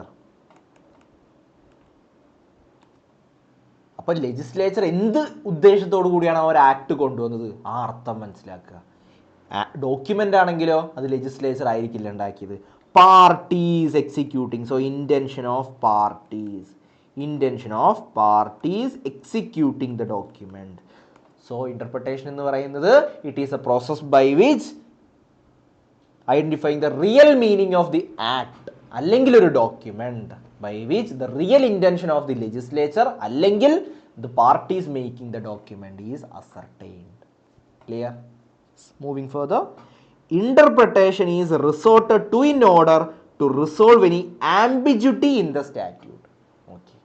So എപ്പോഴാണ് ഈ ഇൻ്റർപ്രിട്ടേഷൻ്റെ ആവശ്യം വരുന്നത്? ഇപ്പം നമുക്ക് ഒരു പ്ലെയിൻ ആയിട്ടുള്ള ഒരു ഡോക്യുമെൻ്റ് വായിക്കുമ്പോൾ ഒറ്റ വായനയിൽ തന്നെ എനിക്ക് അതിൻ്റെ അർത്ഥം പിടികിട്ടി. അപ്പോൾ ഇൻ്റർപ്രിട്ടേഷൻ്റെ ആവശ്യമുണ്ടോ? ഇല്ല. കാരണം വേർഡ് ഇറ്റ് സെൽഫ് ക്ലിയർ ആണ്, ആ ഒരു സെൻറ്റൻസ് ക്ലിയർ ആണ്. ഓക്കെ. സോ എപ്പോഴാണ് ഇൻ്റർപ്രിട്ടേഷൻ്റെ ആവശ്യം വരുന്നത്? അത് ആംബിഗ്യസ് ആവുന്ന സമയത്ത്. സേ ഫോർ എക്സാമ്പിൾ, ഇപ്പോൾ നമ്മുടെ മോട്ടോർ വെഹിക്കിൾസ് ആക്ടിൽ എഴുതിയിരിക്കുന്നത് ഇരുചക്ര വാഹനം ഓടിക്കുമ്പോൾ ഹെൽമെറ്റ് ധരിക്കുക. ഇരുചക്ര വാഹനം. സോ സൈക്കിൾ ഒരു ഇരുചക്ര വാഹനമാണോ? ബൈക്ക് ഒരു ഇരുചക്ര വാഹനമാണോ? സ്കൂട്ടി ഒരു ഇരുചക്ര വാഹനമാണോ? ഓക്കെ. അപ്പോൾ ഏതാണ് ആ ഇരുചക്ര വാഹനം? അവിടെ ഇൻ്റർപ്രിട്ടേഷൻ്റെ ആവശ്യമുണ്ട്. അപ്പോൾ സൈക്കിൾ ഓടിക്കുമ്പോൾ ഹെൽമെറ്റ് ധരിക്കണമോ എന്നാണ് അതിലും ചോദിക്കുന്നത്. അപ്പോൾ അവിടെ ഇൻ്റർപ്രിട്ടേഷൻ്റെ ആവശ്യം വരും. അപ്പോൾ ഇൻ്റർപ്രിറ്റ് ചെയ്തിട്ട് കോടതി കണ്ടുപിടിക്കും ഇരുചക്ര വാഹനം എന്ന് പറയുന്നത് മോട്ടോർ പിടിപ്പിച്ച വാഹനമായിരിക്കും. അപ്പോൾ സൈക്കിളിൽ മോട്ടർ ഇല്ലാത്തത് കൊണ്ട് സൈക്കിൾ ഇരുചക്ര വാഹനമായിട്ട് കൂട്ടില്ല എന്നൊരു ഇൻ്റർപ്രിട്ടേഷനിലേക്ക് വരാം. ഓക്കെ. സോ ഇനിയിപ്പോൾ ചിലപ്പോൾ ആക്ടിൽ എഴുതിയിരിക്കുന്നത് ബൈക്ക് ഓടിക്കുമ്പോൾ ഇരുചക്ര വാഹനം ബൈക്ക് ഓടിക്കുമ്പോൾ ഹെൽമെറ്റ് ധരിക്കണം. സോ ബൈക്ക് എന്ന് പറയുന്നത് എന്താണ്? ബൈക്ക് എന്ന് പറയുമ്പോൾ ബൈക്ക് മാത്രമാണോ അതോ സ്കൂട്ടിയും വരുമോ? അവിടെ ഒരു ഇത് വരുന്നു. സോ കൺഫ്യൂഷൻ ക്രിയേറ്റ് ചെയ്യുമ്പോൾ അപ്പോൾ ഇൻ്റർപ്രിട്ടേഷൻ്റെ ആവശ്യം വരും. So interpretation is resorted to order to resolve any ambiguity in the statute. സ്റ്റാറ്റ്യൂട്ടിൽ ഒരു കൺഫ്യൂഷൻ വരുമ്പോഴാണ് എന്ത് വരുന്നത്? ഇൻ്റർപ്രിട്ടേഷൻ്റെ ആവശ്യം വരുന്നത്. Okay. It is the art of finding out the true sense of words, that is to say the sense in which their author intend to convey the subject matter. So അതിൻ്റെ ആ ആക്ടിൻ്റെ ആ ഒരു ട്രൂ സെൻസ് എന്താണെന്ന് കണ്ടുപിടിക്കുന്ന പ്രോസസ്സിനെയും നമുക്ക് interpretation എന്ന് പറയാം. Okay. So importance of interpretation. So അത്രയേ ഉള്ളൂ. ഒരു ആക്ടിൽ ക്ലിയർ ആയിട്ട് നമ്മൾ എന്തെങ്കിലും ഒരു കാര്യം എഴുതിയിട്ടുണ്ടെങ്കിൽ അത് ഒറ്റ വായനയിൽ തന്നെ മനസ്സിലാവും, കാര്യമില്ല. പക്ഷെ കൺഫ്യൂഷൻ വരുന്നു, ഇത് മാത്രമാണോ അതോ അത് മാത്രമാണോ? ഇപ്പോൾ ഷെയർ എന്ന് പറയുന്നു, അപ്പോൾ അത് ഷെയർ എന്ന് പറയുമ്പോൾ ഇക്വിറ്റി ഷെയർ മാത്രമാണോ പ്രിഫറൻസ് ഷെയർ മാത്രമാണോ? ഇപ്പോൾ ഒരു വോട്ടിംഗ് റൈറ്റിനെ കുറിച്ചൊക്കെ പറയുന്നൊരു പോർഷനിൽ ഷെയർ നിട്ടിട്ടുണ്ട്. സോ കോടതി ഇൻ്റർപ്രിറ്റ് ചെയ്യുന്ന സമയത്ത് ഷെയർ, അപ്പോൾ പ്രിഫറൻസ് ഷെയറും വരുമോ ഇക്വിറ്റി ഷെയറും വരുമോ? സോ അപ്പോൾ അവിടുത്തെ സിറ്റുവേഷൻ നോക്കണം. അത് വോട്ടിങ്ങിൻ്റെ കാര്യമായതുകൊണ്ട് എങ്ങനെയാണ് പ്രിഫറൻസ് ഷെയർ വരിക? പ്രിഫറൻസ് ഷെയറിന് വോട്ടില്ലല്ലോ, അപ്പോൾ ഇക്വിറ്റി ഷെയർ മാത്രമല്ലേ വരുള്ളൂ. ആ കൺഫ്യൂഷൻ റിസോൾവ് ചെയ്തു, അവിടെ ഇൻ്റർപ്രിറ്റ് ചെയ്തു, ആ പ്രിൻസിപ്പിൾ യൂസ് ചെയ്തു. ഓക്കെ. സോ നമുക്ക് പോകുന്നുണ്ട് എങ്ങനെയൊക്കെയാണ് പ്രിൻസിപ്പിൾസ് ഓഫ് ഇൻ്റർപ്രിട്ടേഷൻ പഠിക്കാൻ പോകുന്നുണ്ട്. Interpretation is of importance. Interpretation is of importance because of the intent nature of the legislation as a source of law. ഈ ഇമ്പോർട്ടൻസ് എവിടെ വരുന്നത്? ലെജിസ്ലേച്ചർ ഒരു സോഴ്സ് ഓഫ് ലോ ആയതുകൊണ്ട് തന്നെ ലെജിസ്ലേച്ചർ ഉണ്ടാക്കുന്ന ആൾ, ചിലപ്പോൾ ഉണ്ടാക്കുന്ന ആൾക്കത് നമ്മളിപ്പോൾ പറയില്ലേ, നമ്മളിപ്പോൾ ആൻസർ എഴുതുന്ന ആൾക്ക് ചിലപ്പോൾ ഒറ്റ വായനയിൽ മനസ്സിലാവും അയാളുടെ ഉദ്ദേശം എന്താണെന്നൊക്കെ അയാൾക്ക് തന്നെ മനസ്സിലാവും. പക്ഷെ ആൻസർ എഴുതുന്ന ഒരാളും മാർക്ക് ഇടുന്നത് വേറൊരാളും ആവുമ്പോഴോ ആ മാർക്ക് ഇടുന്ന ആൾക്ക് ചിലപ്പോൾ അത് വായിക്കാൻ കിട്ടില്ല, അവൻ ഉദ്ദേശിച്ച കാര്യം കിട്ടില്ല. അതേപോലെ തന്നെയാണ് ലെജിസ്ലേച്ചർ ഒരു സോഴ്സ് ഓഫ് ലോ ആയതുകൊണ്ട് തന്നെ ജുഡീഷ്യറിക്ക് എന്ത് ചെയ്യേണ്ടി വരുന്നു? ഇൻ്റർപ്രറ്റ് ചെയ്യേണ്ടി വരുന്നു.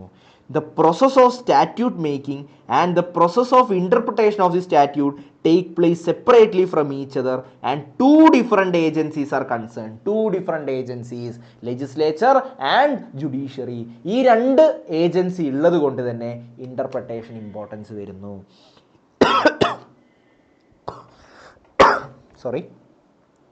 Interpretation serves as the bridge of understanding between these two.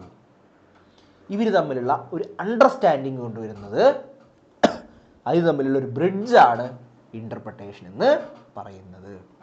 Clear? Yes. So അതാണ് ഇൻ്റർപ്രിട്ടേഷൻ. ഇനി നമുക്ക് ക്ലാസിഫിക്കേഷൻ ഓഫ് ഇൻ്റർപ്രിട്ടേഷൻ ഒന്ന് നോക്കാം. Classification of interpretation, general classification of interpretation നമുക്ക് രണ്ടായിട്ട് തിരിക്കാം. ലീഗൽ ഇൻ്റർപ്രിട്ടേഷനും ഡോക്ട്രിനൽ ഇൻ്റർപ്രിട്ടേഷനും നമുക്ക് രണ്ടായി തിരിക്കാം. Legal interpretation, doctrinal interpretation. ലീഗലിന് നമുക്ക് ഇറ്റ് ഈസ് ലീഗൽ. എപ്പോഴാണ് ഒരു ഇൻ്റർപ്രിട്ടേഷൻ ലീഗൽ ആവുന്നത്? When there is an actual rule of law which binds the judge to place a certain interpretation of the statute. Legal എന്ന് പറയുന്നത് അതിൽ തന്നെ ഒരു പർട്ടിക്കുലർ വേ ഓഫ് ഇൻ്റർപ്രിട്ടേഷൻ എഴുതിയിട്ടുണ്ടാവും. ജഡ്ജിന് ഒരു പ്രോപ്പർ ഇൻസ്ട്രക്ഷൻ ഉണ്ടാവും എങ്ങനെ ഇൻ്റർപ്രറ്റ് ചെയ്യണമെന്ന്. വേർഡ്സിൻ്റെയൊക്കെ ഇൻ്റർപ്രിട്ടേഷൻ ചെയ്യുന്ന പോലെ ആ വേർഡിൻ്റെ മീനിങ് നോക്കുക. അങ്ങനത്തെ type of ഇൻ്റർപ്രിട്ടേഷനാണ് legal interpretation. Okay. Doctrinal interpretation എന്ന് പറയുന്നത് discover the real and true meaning of the statutes. True meaning of the statutes. Okay. ഇപ്പോൾ നമ്മൾ മോട്ടോർ വെഹിക്കിൾ ആക്ടിൻ്റെ ഇതിൽ നോക്കുകയാണെന്നുണ്ടെങ്കിൽ ഇരുചക്ര വാഹനം ഓടിക്കുമ്പോൾ ഹെൽമെറ്റ് ധരിക്കണം. സോ ആ ഇരുചക്ര വാഹനത്തിന് മീനിങ് ഇടുകയാണെന്നുണ്ടെങ്കിൽ ഒരു പ്രോപ്പറായിട്ടുള്ള ലീഗൽ ഡെഫിനിഷൻ കൊടുക്കണം. ഇപ്പോൾ ഒരു ലീഗൽ ഇൻ്റർപ്രിട്ടേഷൻ ആണെന്നുണ്ടെങ്കിൽ 2 ചക്രമുള്ള എന്തൊക്കെ വണ്ടി ഉണ്ടോ അതെല്ലാം ഇരുചക്ര വാഹനമായിട്ട് കണക്കാക്കും. അവിടെ ലീഗൽ ഇൻ്റർപ്രിട്ടേഷൻ വരുന്നു. അപ്പോൾ സൈക്കിൾ ഓടിക്കുന്ന ആളും ഹെൽമെറ്റ് ധരിക്കേണ്ട ആവശ്യം വരുന്നു. ഇനിയിപ്പോൾ അത് ഡോക്ട്രിനൽ ഇൻ്റർപ്രിട്ടേഷൻ ആകുമ്പോൾ അവിടെ ആലോചിക്കുക, എന്തിനു വേണ്ടിയാണ് ഈ ഒരു റൂള് കൊണ്ടുവന്നത്, ഇതിൻ്റെ എന്താണ് ട്രൂ മീനിങ് എന്താണ്? മോട്ടോർ വെഹിക്കിൾസ് ആക്ട് മോട്ടോർ വാഹനങ്ങളെ നിയന്ത്രിക്കുന്ന ആക്ട്. Motor വാഹനമാണോ cycle? അപ്പോൾ ഈ സൈക്കിളിൽ ഹെൽമെറ്റ് വെക്കേണ്ട ആവശ്യമുണ്ടോ? അവിടെ ഡോക്ട്രിനൽ ഇൻ്റർപ്രിട്ടേഷൻ വന്നു. ഓക്കെ. Doctrinal interpretation. ആൻഡ് ഈ ലീഗൽ ഇൻ്റർപ്രിട്ടേഷൻ നമുക്ക് ഒതൻറ്റിക് ഇൻ്റർപ്രിട്ടേഷൻ ആയിട്ടും യൂഷ്വൽ ഇൻ്റർപ്രിട്ടേഷൻ ആയിട്ടും നമുക്ക് ഡിഫറൻഷിയേറ്റ് ചെയ്യാം. When the rule of interpretation is derived from the legislator himself, it is authentic. നമ്മൾ ലീഗലി പറഞ്ഞു പ്രോപ്പർ ഇൻ്റർപ്രിട്ടേഷൻ്റെ റൂൾസ് എഴുതി വെച്ചിട്ടുണ്ട്. നമ്മളൊരു പുതിയൊരു മെഷീൻ വാങ്ങി ആ മെഷീൻ എങ്ങനെ യൂസ് ചെയ്യണം എന്നുള്ള ഇൻസ്ട്രക്ഷനൊക്കെ എഴുതുന്നത് പോലെ എങ്ങനെയാണ് ഈ ഒരു ആക്ട് ഇൻ്റർപ്രിറ്റ് ചെയ്യേണ്ടതെന്ന് പറഞ്ഞിട്ട് ലെജിസ്ലേച്ചർ തന്നെ എഴുതി വെച്ചിട്ടുണ്ടെങ്കിൽ അത് ലീഗലാവും. എന്ന് വെച്ചാൽ ഡെഫിനിഷനൊക്കെ ലെജിസ്ലേച്ചർ തന്നെ എഴുതി വെക്കുക. ഷെയർ എന്ന് പറഞ്ഞാൽ എന്താണ് ഡെഫിനിഷൻ എഴുതി വെച്ചു. അപ്പോൾ അത് എന്തായി? ഒരു ലീഗൽ ഒതൻറ്റിക് ആയിട്ടുള്ളൊരു ഇൻ്റർപ്രിട്ടേഷനാണ്. കാരണം ലെജിസ്ലേച്ചർ തന്നെ എങ്ങനെയാണ് ഇൻ്റർപ്രിറ്റ് ചെയ്യേണ്ടത്, റൂൾ ഓഫ് ഇൻ്റർപ്രിട്ടേഷൻ ലെജിസ്ലേച്ചർ തന്നെ എഴുതണം. ഇങ്ങനത്തെ സാധനം വരുമ്പോൾ ഇങ്ങനെ നോക്കണം, ഇങ്ങനത്തെ സാധനം വരുമ്പോൾ ഇങ്ങനെ നോക്കണം. അത് നമുക്ക് ഒതൻറ്റിക് ഇൻ്റർപ്രിട്ടേഷൻ എന്ന് പറയാം. വേറൊരു ടൈപ്പ് ഓഫ് ലീഗൽ ഇൻ്റർപ്രിട്ടേഷനാണ് യൂഷ്വൽ ഇൻ്റർപ്രിട്ടേഷൻ. യൂഷ്വൽ ഇൻ്റർപ്രിട്ടേഷൻ എന്ന് പറയുന്നത് when the rule of interpretation is derived from some other source such as customs or case law. ഈ യൂഷ്വൽ ഇൻ്റർപ്രിട്ടേഷൻ വരുന്നത് ഇപ്പോൾ ഒരു കോടതി ഒരു പർട്ടിക്കുലർ ഇൻ്റർപ്രിട്ടേഷൻ ഇങ്ങനെ ചെയ്തിട്ടുണ്ട്. അപ്പോൾ വേറൊരു കോടതിക്കും ഇതേപോലൊരു സിറ്റുവേഷൻ വരികയാണെന്നുണ്ടെങ്കിൽ അത് യൂസ് ചെയ്യാം. ഇന്ത്യയിൽ അങ്ങനെ ഒരു പ്രത്യേകത, ഇന്ത്യയിൽ മാത്രമല്ല ലീഗൽ സിസ്റ്റത്തിന് അങ്ങനെ ഒരു പ്രത്യേകതയുണ്ട്. സുപ്രീം കോടതി ഒരു പർട്ടിക്കുലർ കേസ് വന്നു, പുതിയൊരു കേസ് വന്നു, സുപ്രീം കോടതി ഇങ്ങനൊരു കേസിൽ ഇപ്രകാരം വിധിച്ചു. അപ്പോൾ ബാക്കിയുള്ള കോടതിയും ഇങ്ങനൊരു കേസ് വരികയാണെന്നുണ്ടെങ്കിൽ ഇപ്രകാരം തന്നെ വിധിക്കണം. അത് ബൈൻഡിങ് ആവും. ഓക്കെ. സോ വേറൊരു സോഴ്സിൽ നിന്ന് റൂൾസ് ഓഫ് ഇൻ്റർപ്രിട്ടേഷൻ ഉണ്ടാക്കിയെടുക്കുക. ഇപ്പോൾ ഒരു കോടതി വിധിച്ചപ്പോൾ റൂളായി, ആ റൂൾ ഓഫ് ഇൻ്റർപ്രിട്ടേഷൻ വേറൊരു കോടതി യൂസ് ചെയ്യുന്നത് യൂഷ്വൽ ഇൻ്റർപ്രിട്ടേഷൻ. സോ ലീഗലിൽ 2 ഉണ്ട്, ഒതൻറ്റിക്കും യൂഷ്വലും. ഡോക്ട്രിനിൽ നോക്കുകയാണെന്നുണ്ടെങ്കിൽ 2 ഉണ്ട്. Grammatical, when the court applies only the ordinary rule of speech. Grammatical interpretation. അപ്പോൾ മീനിങ് കണ്ടുപിടിക്കുന്നു എന്ന് പറഞ്ഞില്ലേ, ആ മീനിങ് കണ്ടുപിടിക്കുമ്പോൾ ഗ്രാമാറ്റിക്കൽ മീനിങ് ഇട്ട് കൊടുക്കുന്നതാണെന്നുണ്ടെങ്കിൽ അത് grammatical interpretation. Ordinary rule of speech ഇട്ട് കൊടുക്കുക. കറക്റ്റ് ഈ ഒരു സാധനത്തിന് ഗ്രാമാറ്റിക്കൽ മീനിങ് എന്താണ് അതിട്ട് കൊടുക്കുക. ലോജിക്കൽ ഇൻ്റർപ്രിട്ടേഷൻ വരുന്നത് എപ്പോഴാണ്? when the court goes beyond the words and try to discover the intention of the statute in some other way. Logical interpretation എന്ന് പറയുന്നത് അതിൻ്റെ എക്സാക്ട് മീനിങ് എന്താ, അതിൻ്റെ ലോജിക്ക് എന്താ, എന്തിനു വേണ്ടിയായിരിക്കും ഇത് പറയുന്നത്, ആ മീനിങ് എടുക്കുന്നു. ഓക്കെ. ഒരു എക്സാമ്പിൾ പറയുകയാണെങ്കിൽ ഇപ്പോൾ കാർ ഓടിക്കുന്ന സമയത്ത് അമിത വേഗത്തിൽ വേറൊരു വണ്ടി വരികയാണെന്നുണ്ടെങ്കിൽ ബ്രേക്ക് അപ്ലൈ ചെയ്യണം. സോ ബ്രേക്ക് അപ്ലൈ ചെയ്യണം. ബ്രേക്കിന് എൻ്റെ അറിവിൽ രണ്ട് മീനിങ് ഉണ്ട്. ഒന്ന്, നമ്മൾ ആ ഒരു ആക്സിലേറ്റർ ബ്രേക്ക് ചെയ്തിട്ട് നമ്മൾ നിർത്തുന്നത്, വണ്ടി നിർത്താൻ യൂസ് ചെയ്യുന്നത്. പിന്നൊന്ന് ഒരു ഇൻ്റർവെൽ എടുക്കുന്നത്. ഓക്കെ, സോ ഗ്രാമാറ്റിക്കൽ മീനിങ് ഇടുകയാണെന്നുണ്ടെങ്കിൽ രണ്ടും ഏതിടണം? ലോജിക്കലി പോവുകയാണെന്നുണ്ടെങ്കിൽ എന്തിനാണ് ആ ബ്രേക്ക് യൂസ് ചെയ്യുന്നത് പറയുന്നത്? വേറൊരു വണ്ടി വരുമ്പോൾ വണ്ടി നിൽക്കാൻ വേണ്ടിയാണ്. അപ്പോൾ വണ്ടി നിൽക്കാൻ വേണ്ടി നമ്മൾ ആ ബ്രേക്കാണ് ചവിട്ടുന്നത്. അല്ലാണ്ട് വണ്ടി വരുന്ന സമയത്ത് നമ്മൾ റിലാക്സ് ചെയ്യുന്നതല്ല വേണം. ഡ്രൈവിങ്ങിൽ നിന്നും ഞാനൊരു ബ്രേക്ക് എടുക്കാം, ആ ബ്രേക്ക് അല്ല. സോ ഗ്രാമാറ്റിക്കൽ മീനിങ് ഇടുന്നതും അതേപോലെ ലോജിക്കൽ മീനിങ് ഇടുന്നതും. സോ ഇന്റർപ്രിട്ടേഷൻ നമ്മൾ മെയിൻലി രണ്ടായി തിരിച്ചു, legal interpretation and doctrinal interpretation. Doctrinal നമുക്ക് രണ്ടാക്കി തിരിക്കാം, ഒതന്റിക് ആൻഡ് യൂഷ്വൽ. പിന്നെ ഡോക്ട്രിനൽ നമുക്ക് ഗ്രാമാറ്റിക്കൽ ആൻഡ് ലോജിക്കൽ എന്നും തിരിക്കാം. Clear? Yes. So the legal interpretation is subdivided into authentical and usual. നമ്മൾ നേരത്തെ കണ്ട പോയിന്റ്സ് തന്നെയാണ്. Doctrinal, grammatical and logical. According to Fitzgerald interpretation is of two kinds.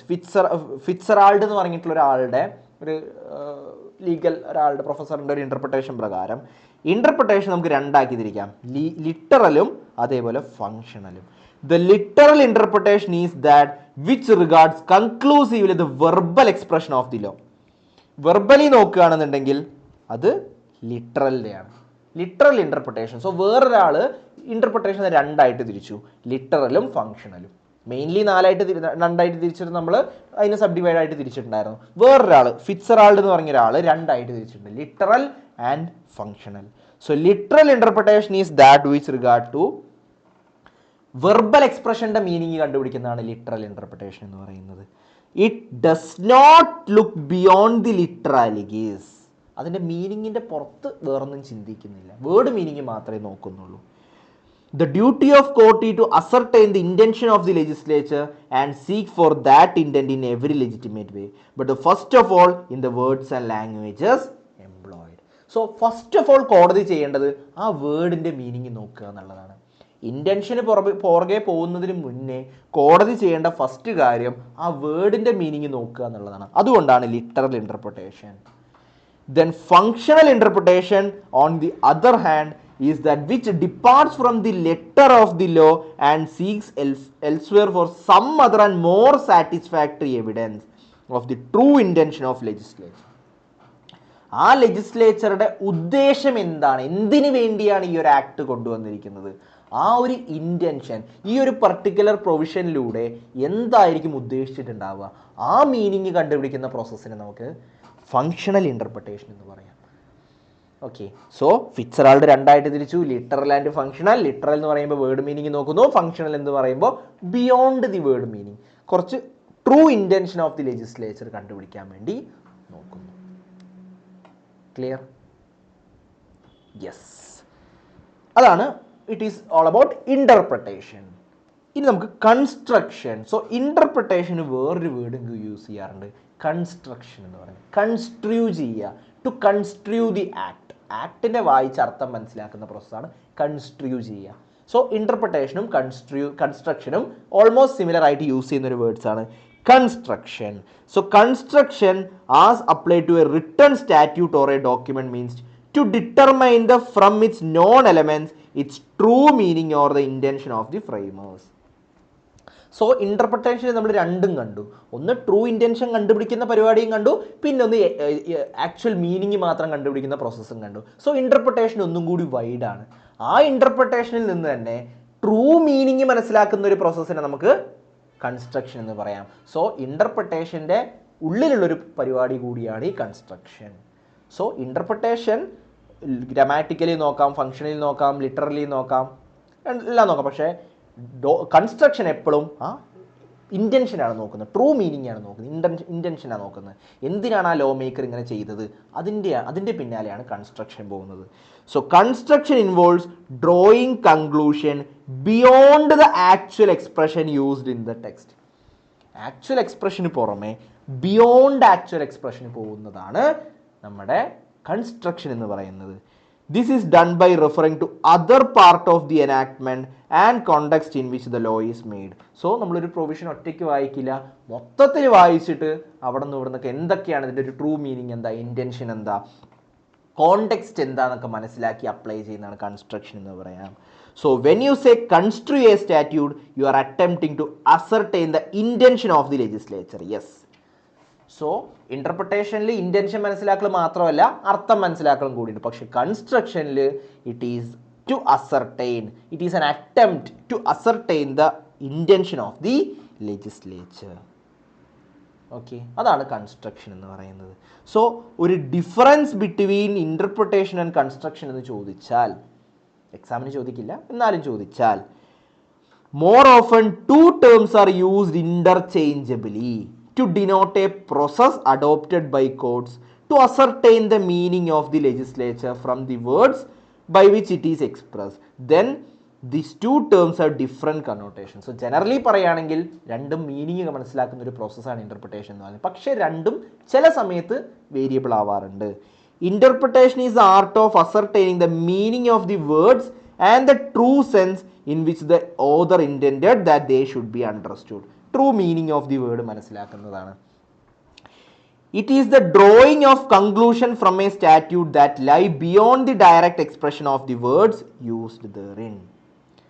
It is the duty of the court to give effect to the meaning of the act when the meaning of be equitably gathered from the words used. So ഇത് അത്ര relevant ആയിട്ടുള്ള കാര്യങ്ങളല്ല. വേർഡ്സിൻ്റെ meaning വേണം സമയത്ത് interpret ചെയ്യുന്നു. Thus, were the court adheres to plain meaning of the language used by the legislature, it would be interpretation of words.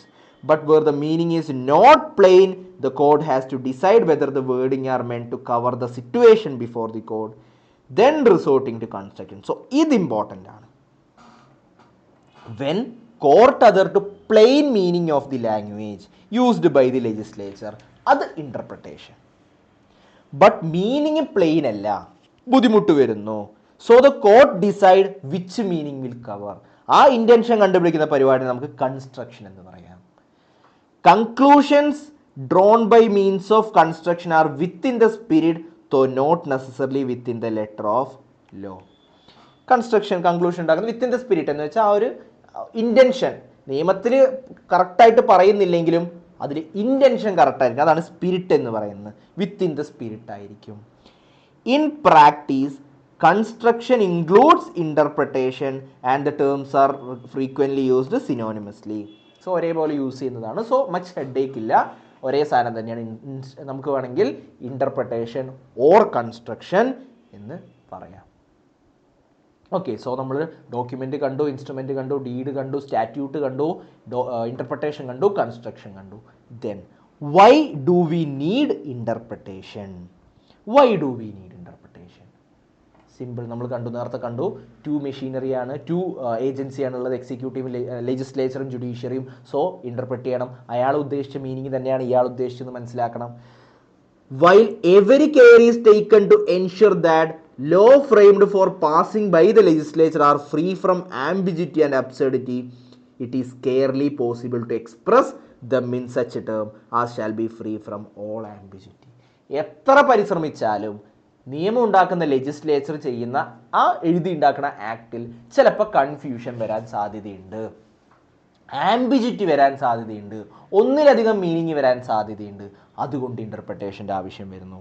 Such A degree of precision is perhaps unattainable. So ശ്രമിക്കും, നമ്മുടെ legislature ശ്രമിക്കും ഈ കോടതിക്ക് എളുപ്പത്തിൽ വായിച്ച് മനസ്സിലാക്കാൻ പറ്റുന്ന രീതിയിലായിരിക്കും എഴുതാൻ ശ്രമിക്കുക. പക്ഷേ അത് ബുദ്ധിമുട്ടായി പോവുകയാണ് ചെയ്യുക. അത് അൺഅംബിജിയസ് ആവും കിട്ടില്ല. എപ്പോഴും ഇടയ്ക്ക് അംബിജിറ്റി ഉണ്ടാവും. Similarly the legislature cannot foresee all the contingencies at the time of passing of the law. Companies act 1956 frame ചെയ്യുന്ന സമയത്ത് അറിഞ്ഞിരുന്നില്ല കമ്പനീസ് ആക്ട് ഈ ഒരു 2010 ഒരു സത്യം സ്കാം നടക്കുമെന്ന് അറിഞ്ഞിരുന്നില്ല. ഇങ്ങനൊരു കണ്ടിജൻസി നടക്കുമെന്ന് അറിഞ്ഞിരുന്നില്ല. സോ ലോ മേക്കർക്ക് അങ്ങനെ ഓവർസീ ചെയ്യാൻ പറ്റില്ല. So cannot foresee all the contingencies. ചിലതൊക്കെ കണ്ടുപിടിക്കും, പക്ഷെ എല്ലാം കണ്ടുപിടിക്കാൻ വേണ്ടി പറ്റില്ല. So it is quite possible that the words of the statute are vague, ambiguous or reasonably capable of more than one meaning. So it is possible to the words ambiguous ആവാനും ഒന്നിലധികം meaning ആവാനുള്ള സാധ്യതയുണ്ട്. അതുകൊണ്ട് തന്നെ കൺസ്ട്രക്ഷൻ്റെ അല്ലെങ്കിൽ ഇൻ്റർപ്രിട്ടേഷൻ്റെ ആവശ്യം വരുന്നുണ്ട്, ഒന്നിലധികം മീനിങ് വരുന്നതുകൊണ്ട്. It is then that A need of interpretation or construction arises. So ഒന്ന് കൺഫ്യൂഷൻ, ഒന്നിലധികം മീനിങ് വരുന്നു, ഒന്ന് പുതിയ കണ്ടിജൻസീസ് വരുന്ന സമയത്ത് എങ്ങനെ അപ്ലൈ ചെയ്യണം എന്നുള്ളത്. Hence rule of interpretation are required in order to ensure just and uniform decision. അപ്പോൾ ഇനിയാണ് ഒരാൾ ഇൻ്റർപ്രറ്റ് ചെയ്യുന്ന പോലെ ആയിരിക്കില്ല ചിലപ്പോൾ വേറൊരാൾ ഇൻ്റർപ്രറ്റ് ചെയ്യുക. ഓക്കെ, സോ ഹൈക്കോടതിയിലൊരു കേസ് എത്തി, ഹൈക്കോടതി ഇൻ്റർപ്രറ്റ് ചെയ്തു, എന്നിട്ട് അത് സുപ്രീം കോടതിയിലെത്തി, സുപ്രീം കോടതി വേറൊരു രീതിയിൽ ഇൻ്റർപ്രറ്റ് ചെയ്തു. അവിടെ കൺഫ്യൂഷൻ വരും. അപ്പോൾ ഒരാളുടെ മനസ്സിൽ ഇതാണ് ശരി, വേറൊരാളുടെ മനസ്സിൽ വേറൊന്നാണ് ശരി. അതിനു വേണ്ടിയാണ് നമ്മൾ റൂൾസ് ഓഫ് ഇൻ്റർപ്രിട്ടേഷൻ ഉണ്ടാക്കി വെച്ചിരിക്കുന്നത്. അതുകൊണ്ടാണ് നമുക്ക് റൂൾസ് ഓഫ് ഇൻ്റർപ്രിട്ടേഷൻ പഠിക്കാനുള്ളത്. ഓക്കെ, സോ ഇൻ്റർപ്രിട്ടേഷൻ എന്താണെന്ന് മനസ്സിലാക്കി, ഇൻ്റർപ്രിട്ടേഷൻ എന്തിനാണെന്ന് മനസ്സിലാക്കി. ഇനി going forward rules of interpretation എന്താണെന്ന് നോക്കാം. അപ്പം നമ്മൾ ഇൻ്റർപ്രിട്ടേഷൻ എന്തിനാന്ന് കണ്ടു, നമ്മൾ പറഞ്ഞു കുറച്ച് റൂൾസ് ഉണ്ടെന്ന് പറഞ്ഞു. ഇനി നമുക്ക് നോക്കാം what are the rules of interpretation അല്ലെങ്കിൽ rules of construction. Okay, so രണ്ട് റൂൾസ് ഉണ്ട്, primary rules and secondary rules. രണ്ട് കാറ്റഗറി ഓഫ് റൂൾസ് ഉണ്ട്, primary rules and secondary rules. Okay, so ഒറ്റയടിക്ക് ഇത് വായിച്ചു കഴിഞ്ഞാൽ പേര് മനസ്സിലാവില്ല, പോവാം, ഓരോന്നോരോന്നായിട്ട് പോവാം. Primary rules. So first apply ചെയ്യേണ്ടത് പ്രൈമറി റൂൾസ് ആണ്. ഏത് റൂളാണ് ഒരു കോടതി ഇപ്പോൾ രണ്ടാളുടെ അടുത്ത് ഒരേപോലെ ഒരു ഡോക്യുമെൻ്റ് വായിക്കാൻ കൊടുത്തു, അല്ലെങ്കിൽ രണ്ടാളുടെ അടുത്ത് ഒരേപോലെ ഒരു ആക്ട് വായിക്കാൻ കൊടുത്തു, രണ്ടുപേരും ഒരേപോലെ റൂൾസ് ഉണ്ടാക്കിയാൽ മാത്രമേ ഒരേ ഫൈനലൈസേഷനിലേക്ക് എത്തുള്ളൂ. So what are the rules of interpretation? Primary rules of interpretation. So first primary rule എന്ന് പറയുന്നത് rule of literal construction. Rule of literal construction. Okay, so the first and primary rule of construction is that the intention of the legislature must be found in the words used by the legislature itself. So literal construction എന്ന് പറയുന്നത് നമ്മൾ നേരത്തെ literal interpretation എന്ന് പറഞ്ഞ പോലെ തന്നെ ആ വേർഡിൽ നിന്ന് മീനിങ് ആദ്യം നോക്കണം. സോ ഫസ്റ്റ് ഇൻ്റർപ്രിട്ടേഷൻ ആ മീനിങ് മനസ്സിലാക്കേണ്ടത് ആ വേർഡ്സിൽ നിന്നാണ്. Thus if the words of the statute are capable of one construction only, then it would not be open to the court to adopt any hypothetical construction on the ground that the hypothetical construction is more consistent with the alleged object and policy of the act. So നമ്മളൊരു ആക്ടിൽ ഒരു particular word use ചെയ്തിട്ടുണ്ട്, ആ word itself clear ആണ്, ആ word വായിക്കുമ്പോൾ തന്നെ മനസ്സിലാവേണ്ട അത് തന്നെയാണ് എന്ന്, എങ്കിൽ പിന്നെ ഹൈപ്പോത്തറ്റിക്കൽ ആയിട്ടുള്ള വേറെ മീനിങ്ങുകൾക്ക് പോകേണ്ട ആവശ്യമില്ല. ഇപ്പോൾ നമ്മുടെ വണ്ടി ഓടിക്കുമ്പോൾ ഹെൽമെറ്റ് ധരിക്കുക, ഹെൽമെറ്റ് എന്ന് പറയുമ്പോൾ ഒരൊറ്റ മീനിങ്ങേ ഉള്ളൂ, ഹെൽമെറ്റ് മീൻസ് ഹെൽമെറ്റ്. അപ്പോൾ ഹെൽമെറ്റിൻ്റെ മീനിങ് എന്താ? ആ ഒരു പർട്ടിക്കുലർ വസ്തുവിന് എന്ത് കൊടുക്കുക? മീനിങ് കൊടുക്കുക, ആ ഒരു മീനിങ് കൊടുക്കുക. അല്ലാതെ അതിന് വേറെ രീതിയിൽ ഇപ്പോൾ ഹെൽമെറ്റിന് വേറെ ആൾക്കാർ തലയിൽ ചട്ടി വെച്ചിട്ട് വരും, വീട്ടിൽ നിന്ന് കറി വെക്കുന്ന ചട്ടിയൊക്കെ വെച്ച് കഴിഞ്ഞാൽ ഹെൽമെറ്റ് ആവും. മീനിങ് എന്താ? ആ ഹെൽമെറ്റിന് ആ വേർഡിന് ഇറ്റ്സെൽഫ് മീനിങ് കൊടുക്കാൻ കഴിയുമെങ്കിൽ പിന്നെ നമ്മൾ വേറെ എന്തിനാ ഊഹിച്ചു പോണത്? ആവശ്യമില്ല. So the word of the statute are capable of one construction only. ഒരൊറ്റ മീനിങ് മാത്രമേ ഇതിന് കൊടുക്കാൻ പറ്റുന്നുള്ളൂ എന്നുണ്ടെങ്കിൽ ആ മീനിങ് എടുത്താൽ മതി, ഹൈപ്പോത്തറ്റിക്കൽ കൺസ്ട്രക്ഷനിലേക്ക് പോകേണ്ട ആവശ്യമില്ല. Okay, so it is cardinal rule of construction that a statute must be construed literally and grammatically, giving the words their ordinary and natural meaning. So it is a cardinal rule. So അതൊരു cardinal റൂളാണ്. Grammatical meaning കൊടുക്കുക, ordinary meaning കൊടുക്കുക, natural meaning കൊടുക്കുക എന്നുള്ളത്. So literal construction എന്നുള്ള question വരികയാണെന്നുണ്ടെങ്കിൽ അവിടെ കിട്ടേണ്ട കീവേഡ്സ് ആണ്. First one words itself, words used by the legislature itself. പിന്നെ must be construed literally and grammatically, giving the ordinary and natural meaning. ആ ഒരു പർട്ടിക്കുലർ വേർഡിന് ഓർഡിനറിലി എന്ത് മീനിങ് ആണുള്ളത്, നാച്ചുറലി എന്ത് മീനിങ് ആണുള്ളത്, ഗ്രാമാറ്റിക്കലി എന്ത് മീനിങ് ആണുള്ളത്, ആ പർട്ടിക്കുലർ മീനിങ് യൂസ് ചെയ്യുക. Okay, therefore the language used in the statute must be construed in its grammatical sense. So first നമ്മൾ കോടതി ചിന്തിക്കേണ്ടത് ഒരു വേർഡ് കിട്ടിക്കഴിഞ്ഞാൽ അതിന് നാച്ചുറൽ മീനിങ് വല്ലതും ഉണ്ടോ, ഉണ്ടെങ്കിൽ ഇത് യൂസ് ചെയ്താൽ മതി, വേറെ ഒന്നും ചിന്തിക്കേണ്ട. ഇനിയിപ്പോൾ അതിൽ ഒന്നിലധികം മീനിങ് വരുമ്പോഴാണ് അടുത്ത സ്റ്റെപ്പിലേക്ക് പോകേണ്ടത്. Okay, so the correct course is to take the words themselves and arrive if possible at their meaning without reference to cases in the first instance. So ഒറ്റ നോട്ടത്തിൽ നോക്കിയിട്ട് ആ മീനിങ്ങിന് ഒറ്റ മീനിങ്, ആ വേർഡിന് ഒരൊറ്റ മീനിങ് ഉള്ളതെന്നുണ്ടെങ്കിൽ ആ മീനിങ് എടുക്കുക. Okay, so if the phraseology of the statute is clear and unambiguous, so clear ആണെന്നുണ്ടെങ്കിൽ ആ വേർഡിൻ്റെ മീനിങ് മാത്രം കൊടുത്താൽ മതി. ഇപ്പോൾ ഹ്യൂമൻസ് എന്നുള്ള വേർഡിന് ഹ്യൂമൻസ് എന്ന് പറയുമ്പോൾ ഒറ്റ മീനിങ് ഉള്ളത് ആ ഒറ്റ മീനിങ് കൊടുത്താൽ മതി. Okay, and capable of one and only one interpretation. So കുറച്ച് കണ്ടീഷൻസ് ഉണ്ട്. ക്ലിയർ ആയിരിക്കണം ആ വേർഡ്, അൺഅംബീജിയസ് ആയിരിക്കണം. അൺഅംബീജിയസ് എന്ന് പറയുമ്പോൾ കൺഫ്യൂഷൻ ഇല്ലാത്ത രീതിയിലായിരിക്കണം, അതിനൊരൊറ്റ മീനിങ് ഉണ്ടാവാൻ പാടുള്ളൂ. Then it would not be correct to extrapolate these words out of their natural and ordinary sense. So അതുകൊണ്ട് തന്നെ അതിന്ന് ആ മീനിങ്ങിൽ നിന്ന് മാറിപ്പോകുന്നത് ശരിയല്ല. So when the language of the statute is plain and unambiguous, it is not open to the court to adopt any hypothetical construction. So അത് അൺഅംബീജിയസ് ആണെന്നുണ്ടെങ്കിൽ hypothetical കൺസ്ട്രക്ഷനിലേക്ക് പോകുന്നത് ശരിയല്ല. Thus it is the primary duty of the court to interpret the words used in the legislature according to their ordinary grammatical meaning in the absence of any ambiguity or doubt. So ഡൗട്ടോ കൺഫ്യൂഷനോ ഇല്ലാത്തടത്തോളം ഒരു word കിട്ടിക്കഴിഞ്ഞാൽ ആ വേർഡിന് അതിൻ്റെ ഗ്രമാറ്റിക്കലായിട്ടുള്ള ordinary meaning കൊടുക്കുന്നതാണ് rule of literal കൺസ്ട്രക്ഷനിൽ പറയുന്നത്. Normally where the words of a statute are in themselves clear and unambiguous, പറയുന്ന സാധനം തന്നെയാണ് പിന്നെയും പറയുന്നത്. സോ വേർഡ്സ് തലയിൽ കയറണം, അൺഅംബീജിയസ്, അതേപോലെ capable of one meaning, then പിന്നെ പ്ലെയിൻ, അങ്ങനെയുള്ള സമയത്ത് ലിറ്ററൽ ഇൻ്റർപ്രിട്ടേഷൻ മതി, ലിറ്ററൽ കൺസ്ട്രക്ഷൻ മതി.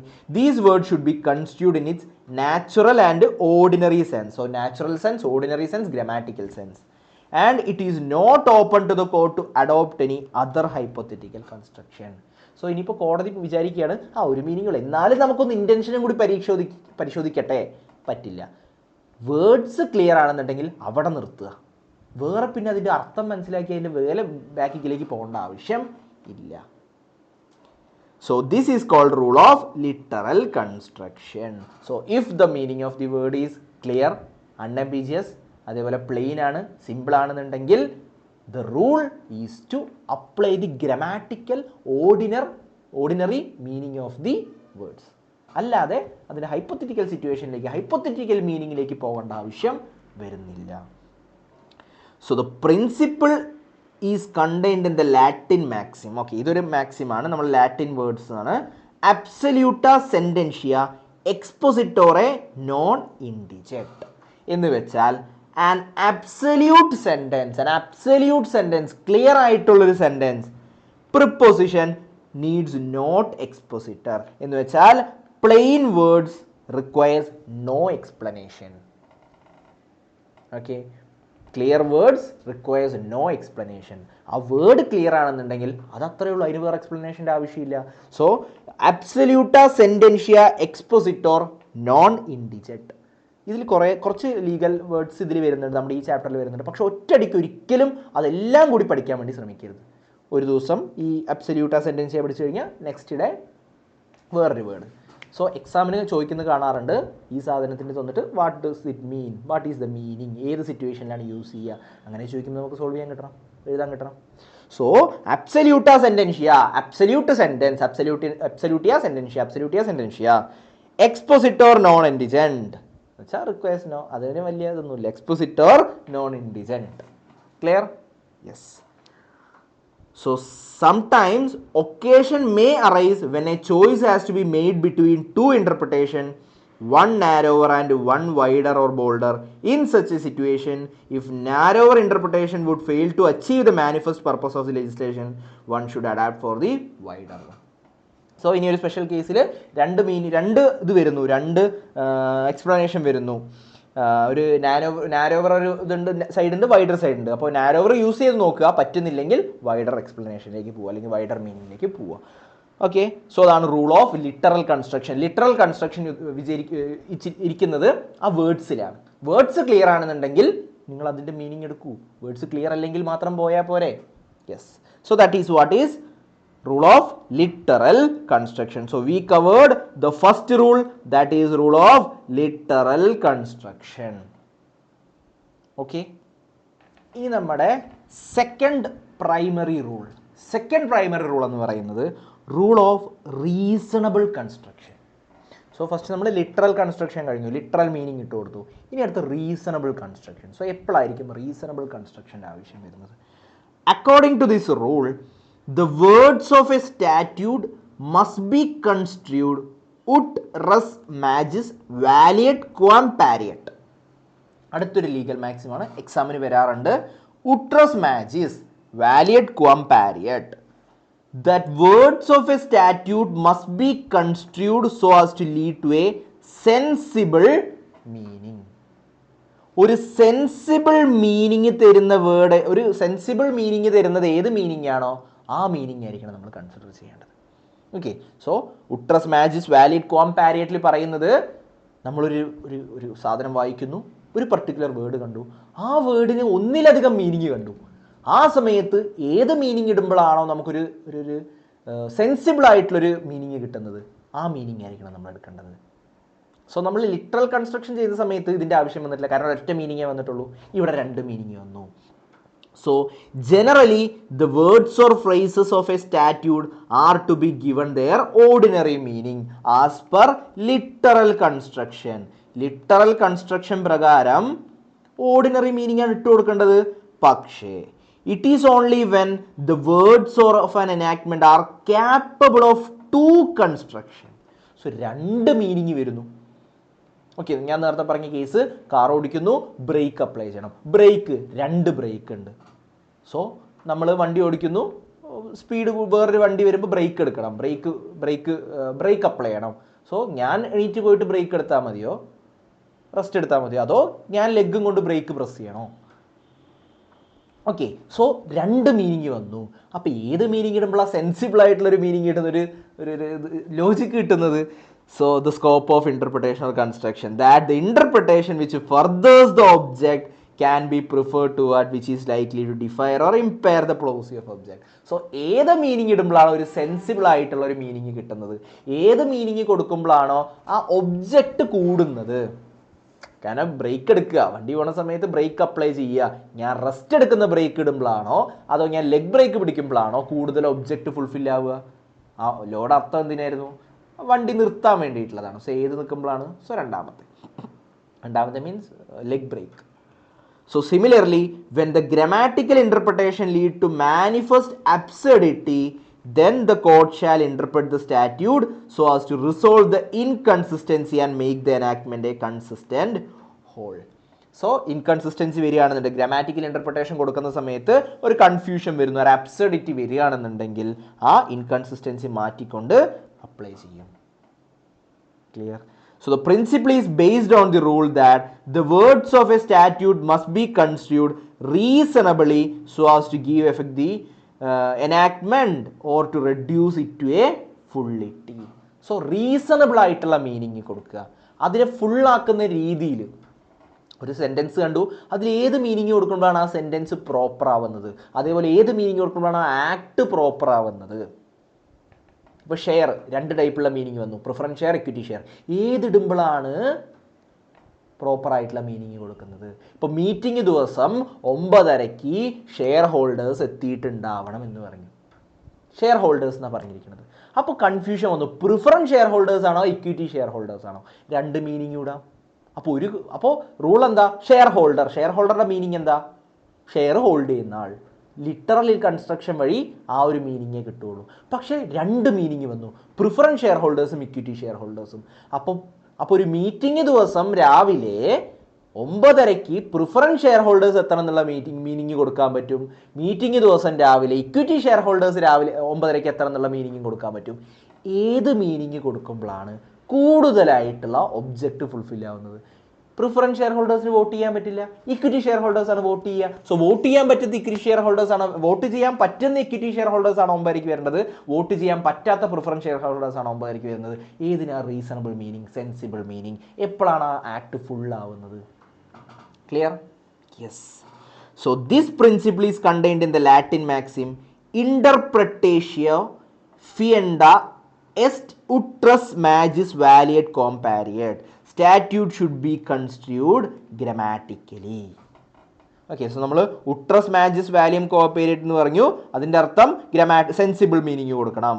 പിന്നെ ഇന്റർപ്രിറ്റേഷ്യോ ഫിയണ്ട എസ്റ്റ് ഉട്രസ് മാജിസ് വാല്യൂം കോപ്പാരിയറ്റ് എന്ന് പറയുന്നത് ഗ്രമാറ്റിക്കലായിട്ട് കൺസിഡർ ചെയ്യണം. Clear? Yes. So thus when the grammatical interpretation lead to certain absurdity, it is permissible to depart therefrom and to interpret the provision of the statute in a manner so as to avoid the absurdity. So രണ്ട് meaning വരുന്നു, അബ്സർഡിറ്റിയിലേക്ക് പോകുന്നു, കൺഫ്യൂഷനിലേക്ക് പോകുന്നു. So ആ confusion മാറ്റുന്ന രീതിയിലുള്ള meaning കൊടുക്കാൻ allowed ആണ്. Clear? Yes. So this departure from the grammatical construction is permissible only to the extent it avoids such absurdity and no further. So ആ കൺഫ്യൂഷൻ മാറ്റുന്നത് വരെ മാത്രമേ ഈ ഒരു മീനിങ് കൊടുക്കാൻ പറ്റൂ. കൺഫ്യൂഷൻ മാറിക്കഴിഞ്ഞാൽ പിന്നെ ഇവരുടെ ആവശ്യമില്ല. Clear? So this is called the golden rule of interpretation. മറ്റേത് കാർഡിനൽ റൂൾ ഓഫ് ഇന്റർപ്രിട്ടേഷൻ ആയിരുന്നു, ഇത് ഗോൾഡൻ റൂൾ ഓഫ് ഇന്റർപ്രിട്ടേഷൻ ആണ്. Reasonable construction. Sorry. So thus if the court finds that giving a plain meaning to the words will not be a fair or reasonable construction, plain meaning കൊടുക്കുന്നത് ഒരു fair or reasonable construction അല്ല എന്നുണ്ടെങ്കിൽ, it becomes the duty of the court to depart from the dictionary meaning and adopt the construction which will advance the remedy and suppress the mischief. Yes. So ഇതും ഞാൻ truly believe ചെയ്യുന്നൊരു പ്രിൻസിപ്പിളാണ്. Advance the remedy and reduce the mischief, suppress the mischief. So രണ്ട് meaning വന്നു. രണ്ട് മീനിങ്ങിൽ ഏത് meaning കൊടുക്കുമ്പോഴാണോ കൂടുതൽ benefit കിട്ടുന്നത് ആ മീനിങ് ആയിരിക്കണം യൂസ് ചെയ്യേണ്ടത്, ഒരു side.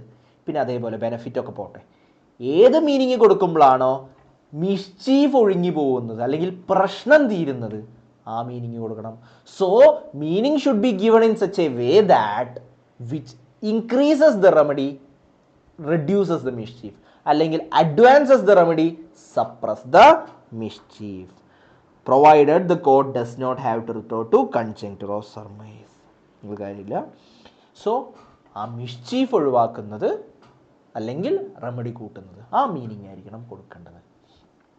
So a reasonable construction will be adopted in accordance with the policy and the object of the statute. എന്തിനു വേണ്ടിയായിരുന്നു ഈ ആക്ട്, എന്തായിരുന്നു ഇതിൻ്റെ ഒബ്ജക്റ്റീവ്, അതെല്ലാം നോക്കിക്കൊണ്ടാണ് ആ മീനിങ് കൊടുക്കേണ്ടത്. ഓക്കെ, സോ ഒരൊറ്റ മീനിങ്ങേ വരുന്നുള്ളൂ എന്നുണ്ടെങ്കിൽ പ്രശ്നമില്ല, അത് മാത്രം ഇട്ട് കൊടുത്താൽ മതി. പക്ഷെ ഒന്നിലധികം മീനിങ് വരുമ്പോൾ ഏത് മീനിങ്ങാണ് എടുക്കേണ്ടത്? കാരണം ലെജിസ്ലേച്ചർ ഉണ്ടാക്കുമ്പോൾ ഒരു മീനിങ് കൊടുത്തു, അപ്പോൾ അവർ ഏത് മീനിങ് ആയിരിക്കും കൊടുത്തിട്ടുണ്ടാവുമെന്ന് കോടതി അന്വേഷിക്കുമ്പോൾ ഫസ്റ്റ് ഇടേണ്ട റൂള് ഓർഡിനറി മീനിങ് ഇട്ട് നോക്കാൻ പറ്റി. രണ്ട് ഓർഡിനറി മീനിങ് വന്നു. സോ അതിൽ ഏതിടണം?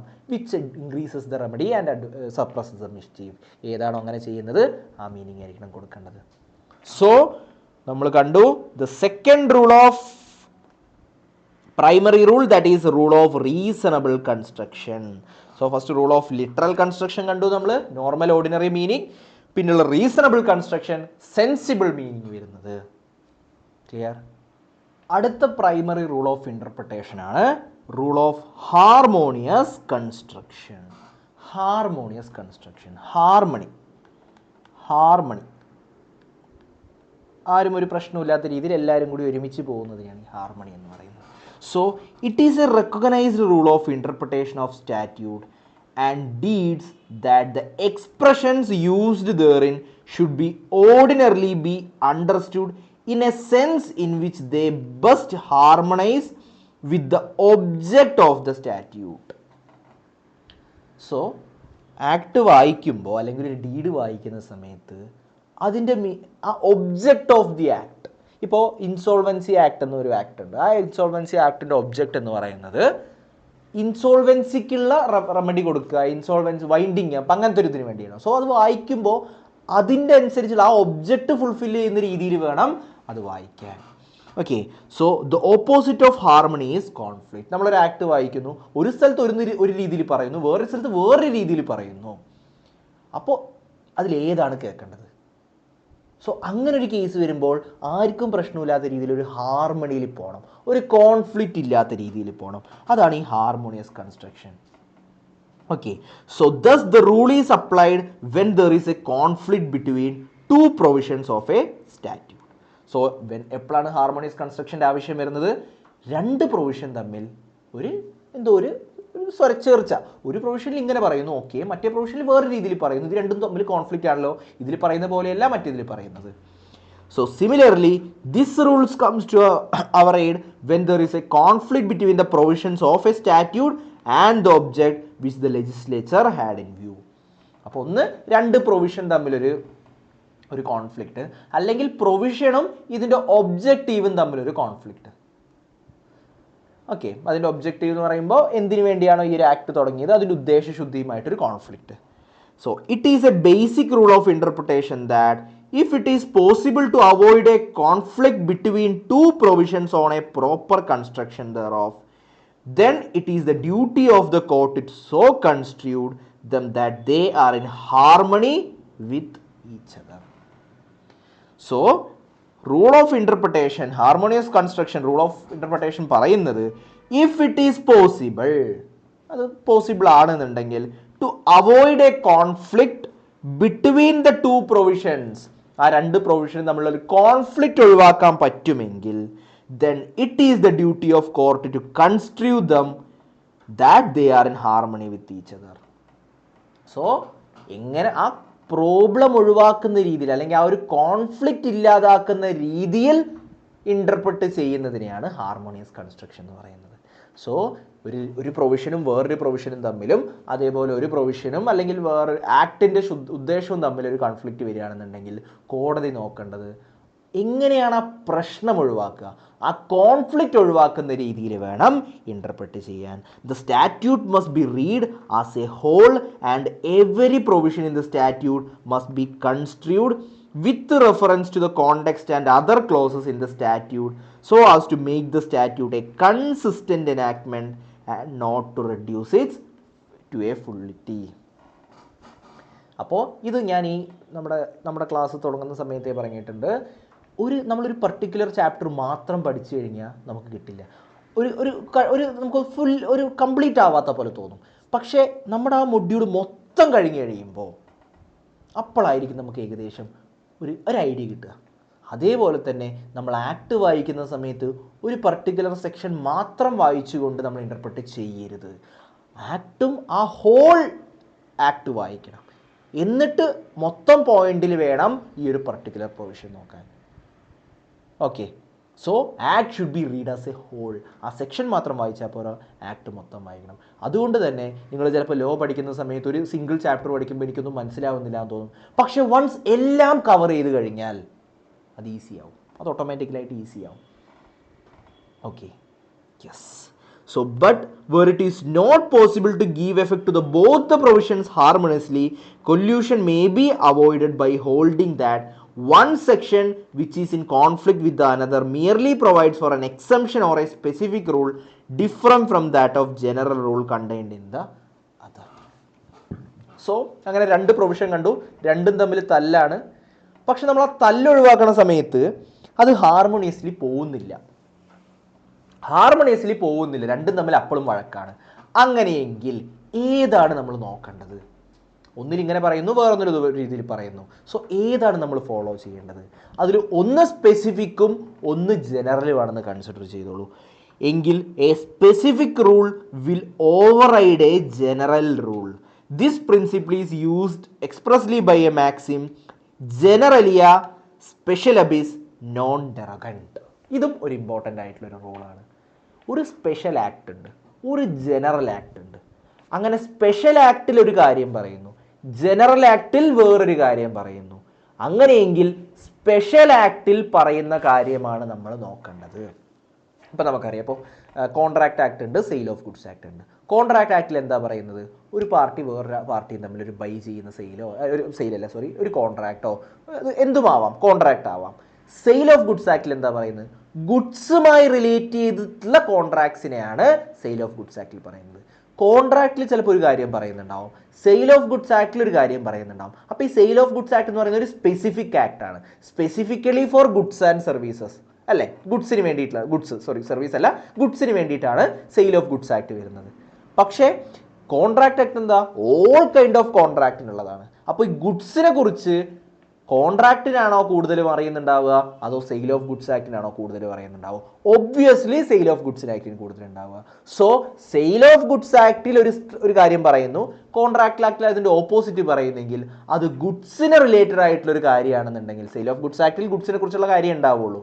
അപ്പം അങ്ങനെയാണെന്നുണ്ടെങ്കിൽ സെയിൽ ഓഫ് ഗുഡ്സ് പറയുന്നതായിരിക്കണം കേൾക്കേണ്ടത്. So general close versus general rule versus specific rule. The specific rule will prevail over the general rule. അതാണ് generalia specialibus non derogant.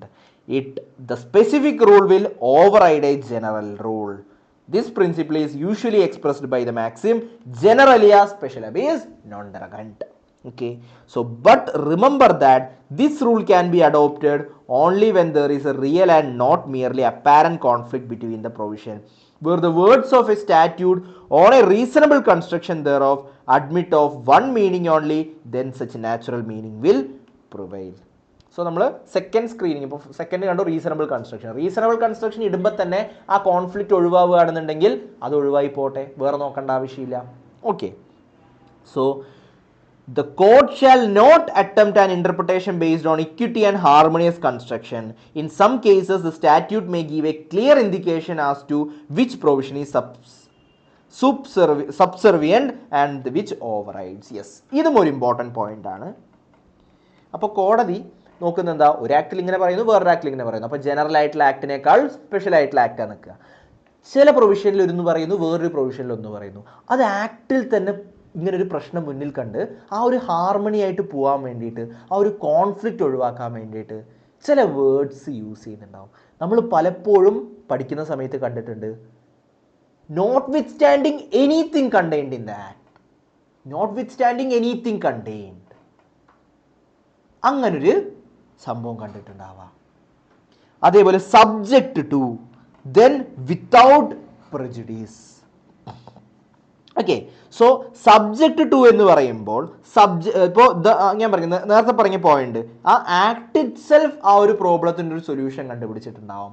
ആ സൊല്യൂഷനാണ് കുറച്ച് വേർഡ്സ് യൂസ് ചെയ്യുന്നത്, subject to, notwithstanding and without prejudice. So subject to എന്ന് പറയുന്നത്, the impact of the word subject to when used in a provision is that when the same subject matter is covered by that provision and by another provision or enactment subject to which operates and there is a conflict between them, then the later will prevail over the former. എന്ന് വെച്ചാൽ ഒരു act ഉണ്ട്, വേറൊരു act ഉണ്ട്. അപ്പോൾ ഈ ആക്ടിൽ എഴുതിയിരിക്കുന്നത് subject to the provisions of this act എന്നാണ് എന്നുണ്ടെങ്കിൽ ഈ ആക്ടിൽ പറയുന്നതേ നടക്കുള്ളൂ. കാരണം ഈ ആക്ടിൽ ഡിപ്പെൻഡ് ചെയ്തിരിക്കുന്നത്, അല്ലെങ്കിൽ ഈ ഒരു പ്രൊവിഷൻ ഡിപ്പെൻഡ് ചെയ്തിരിക്കുന്നത് subject to the provision of this act ആണ്. സോ ഇതായിരിക്കും ടോപ്പിൽ നിൽക്കുക. So this will prevail over the ഇത്. Okay, so subject to the provisions of second act ആണെന്നുണ്ടെങ്കിൽ ഫസ്റ്റ് ആക്ടിൻ്റെ മേലെ നിൽക്കുന്നത് സെക്കൻഡ് ആക്ട് ആയിരിക്കും. അതാണ് സബ്ജക്റ്റ് ടു എന്ന് പറയുന്നത്. ഓക്കെ, ദെൻ അടുത്ത word notwithstanding. So subject to ഉള്ള കേസിൽ ഒരു തല്ല് വന്നു, ഒരു കോൺഫ്ലിക്റ്റ് വന്നു. എയിൽ സബ്ജക്റ്റ് ടു ഉണ്ട്, സബ്ജക്റ്റ് ടു റിഫർ ചെയ്തിരിക്കുന്നത് ബിയിലേക്കാണ്. അപ്പോൾ എയും ബി ഒരു കോൺഫ്ലിക്റ്റ് വരികയാണെന്നുണ്ടെങ്കിൽ B will prevail over the A. Clear? കാരണം use of the word subject to. Then notwithstanding. Notwithstanding എന്ന് പറയുന്ന വേർഡിൻ്റെ അർത്ഥം എന്തിരുന്നാലും, എന്തൊക്കെയാണെങ്കിലും. സോ ഇപ്പോൾ എ എന്ന് പറയുന്ന ഒരു ആക്ട് ഉണ്ട്, ബി എന്ന് പറയുന്ന വേറൊരു ആക്ട് ഉണ്ട്.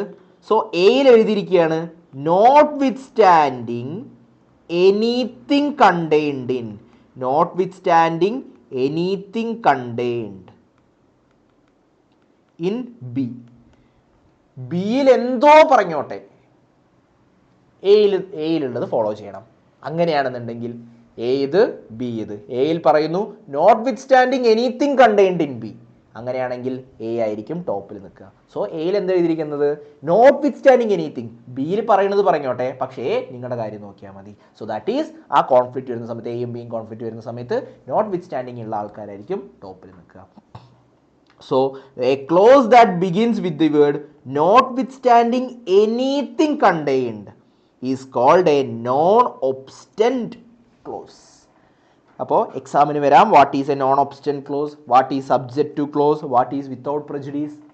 Okay, so non obstante clause ആണ് notwithstanding anything contained. So അങ്ങനെയുള്ള കേസിൽ unlike subject to clause, the notwithstanding clause has the effect of making the provision prevail over the others. So notwithstanding ഉള്ള ആൾക്കാർ, ഇപ്പോൾ എയിലാണ് നോട്ട്വിത്ത്സ്റ്റാൻഡിങ് എങ്കിൽ ഇവരായിരിക്കും ടോപ്പിൽ നിൽക്കുക. മറ്റേ സബ്ജക്റ്റ് ടു പോലെയല്ല. സബ്ജക്റ്റ് ടു എയിൽ ഉണ്ടായിരുന്ന സമയത്ത് ബി ആയിരുന്നു ടോപ്പിൽ നിന്നുണ്ടായിരുന്നത്. നോട്ട്വിത്ത്സ്റ്റാൻഡിങ് ഉണ്ടാകുമ്പോൾ എ ആയിരിക്കും ടോപ്പിൽ നിൽക്കുക. Then without prejudice, when certain particular provision follows general provision and when it is stated that the particular provisions are without prejudice to those general provisions, the particular provisions would not restrict or circumscribe the operations and generality of the preceding general provisions. So general provisionൽ ഒരു കാര്യം പറയുന്നുണ്ട്, particular പ്രൊവിഷനിൽ വേറൊരു കാര്യം പറയുന്നുണ്ട്. ഇപ്പോൾ general പ്രൊവിഷനിൽ പറയുകയാണെന്നുണ്ടെങ്കിൽ, ഇപ്പോൾ fraud ചെയ്യുകയാണെന്നുണ്ടെങ്കിൽ ഒരു പണിഷ്മെൻ്റ് ഉണ്ട്. ഇനിയിപ്പോൾ ഫ്രോഡ് ചെയ്ത് ഇൻവെസ്റ്റ് ചെയ്യിപ്പിക്കുകയാണെന്നുണ്ടെങ്കിൽ വേറൊരു പണിഷ്മെൻ്റ് എന്ന് വെച്ചോ. സോ ജനറലി പറയുന്നത് എന്താ? ഫ്രോഡിനുള്ള പണിഷ്മെൻറ്റ്. ഫ്രോഡ് ചെയ്ത് ഇൻവെസ്റ്റ് ചെയ്യിപ്പിക്കുകയാണെന്നുണ്ടെങ്കിൽ വേറൊരു പണിഷ്മെൻറ്റ്. അപ്പോൾ ഈ വേറെ പണിഷ്മെൻ്റ് ഉള്ള സ്ഥലത്ത് without prejudice to anything contained in the general act, fraud ചെയ്ത് ഇൻവെസ്റ്റ് ചെയ്യുന്ന ആൾക്കാർക്ക് ഞങ്ങൾ ഇങ്ങനത്തെ ശിക്ഷയും കൂടി കൊടുക്കും. അതിനർത്ഥം ആ ശിക്ഷയും കിട്ടും, ഈ ശിക്ഷയും കിട്ടും. സോ വിത്തൗട്ട് പ്രെജുഡീസ് എന്ന് പറയുകയാണെങ്കിൽ രണ്ടും ഹാൻഡ് ഇൻ ഹാൻഡ് പോവും. So in other words, the particular provisions shall operate in addition to and not in derogation of the general provision. So ഈ വിത്തൗട്ട് പ്രെജുഡീസ് എന്നുള്ള വേർഡ് കാണുകയാണെന്നുണ്ടെങ്കിൽ അത് ഇൻ അഡീഷൻ ആയിട്ട് പോവും. Okay, so അല്ലാതെ ഒന്ന് മേലെയും ഒന്ന് താഴെയുമില്ല. Without പ്രെജുഡീസിൽ രണ്ടും ഈക്വലായിട്ട് പോവും. രണ്ടും ഇല്ലാണ്ട് ആക്ട് വായിക്കാൻ പറ്റില്ല. ക്ലിയർ? സോ അതാണ് നമ്മുടെ തേർഡ് ആയിട്ടുള്ള interpretation, third rule of primary rule of interpretation, that is rule of harmonious construction. Harmonious കൺസ്ട്രക്ഷനിൽ വായിച്ചത്, ഹാർമണിയസ് കൺസ്ട്രക്ഷനിൽ നമ്മൾ കണ്ടത് ആക്ട് മൊത്തത്തിൽ വായിക്കണം. ചിലപ്പോൾ subject to the provisions of വേറൊരു പ്രൊവിഷനിലേക്ക് ചൂണ്ടിക്കാണിച്ചിട്ടുണ്ടാവും. ഓക്കെ, സോ സബ്ജക്റ്റ് ടു ദ പ്രൊവിഷനിലേക്ക് ചൂണ്ടിക്കാണിക്കുമ്പോൾ അതും വായിക്കണം നമ്മൾ. ഓക്കെ, ഇപ്പോൾ നമ്മുടെ സ്വെറ്റ് ഇക്വിറ്റി ഷെയർസ് നമുക്ക് എന്ത് ചെയ്യാൻ പറ്റും? ഡിസ്കൗണ്ടിൽ ഇഷ്യൂ ചെയ്യാൻ പറ്റും. പക്ഷേ സെക്ഷൻ 53 പ്രകാരം എന്താ പറയുന്നത്? ഷെയർ ഡിസ്കൗണ്ടിൽ ഇഷ്യൂ ചെയ്യരുത് എന്ന്. അപ്പോൾ ഷെയർ ഡിസ്കൗണ്ടിൽ ഇഷ്യൂ ചെയ്യരുത് എന്നാണ് സെക്ഷൻ 53 പറയുന്നത്. പക്ഷേ 54 എന്താ പറയുന്നത്? Notwithstanding anything contained in section 53. 53 എന്തോ പറഞ്ഞോട്ടെ, പക്ഷെ ഞങ്ങൾക്ക് വേണമെങ്കിൽ ഷെയർ ഡിസ്കൗണ്ടിൽ ഇഷ്യൂ ചെയ്യാം. അപ്പോൾ ഏതായിരിക്കും ജയിക്കുക? ഷെയർ ഡിസ്കൗണ്ടിൽ ഇഷ്യൂ ചെയ്യുന്ന സ്വെറ്റ് ഇക്വിറ്റി ഷെയർസിൻ്റെ സെക്ഷൻ 54 ആയിരിക്കും ജയിക്കുക. സോ മൊത്തം വായിക്കണം. ഒരൊറ്റ സെക്ഷൻ വായിച്ചുകൊണ്ട് നമ്മൾ ഇൻ്റർപ്രറ്റ് ചെയ്യാൻ നിൽക്കരുത്, ഹോളായിട്ട് വായിക്കണം എന്നാണ് ഇതിൽ പറയുന്നത്. അതാണ് rule of harmonious construction. Clear?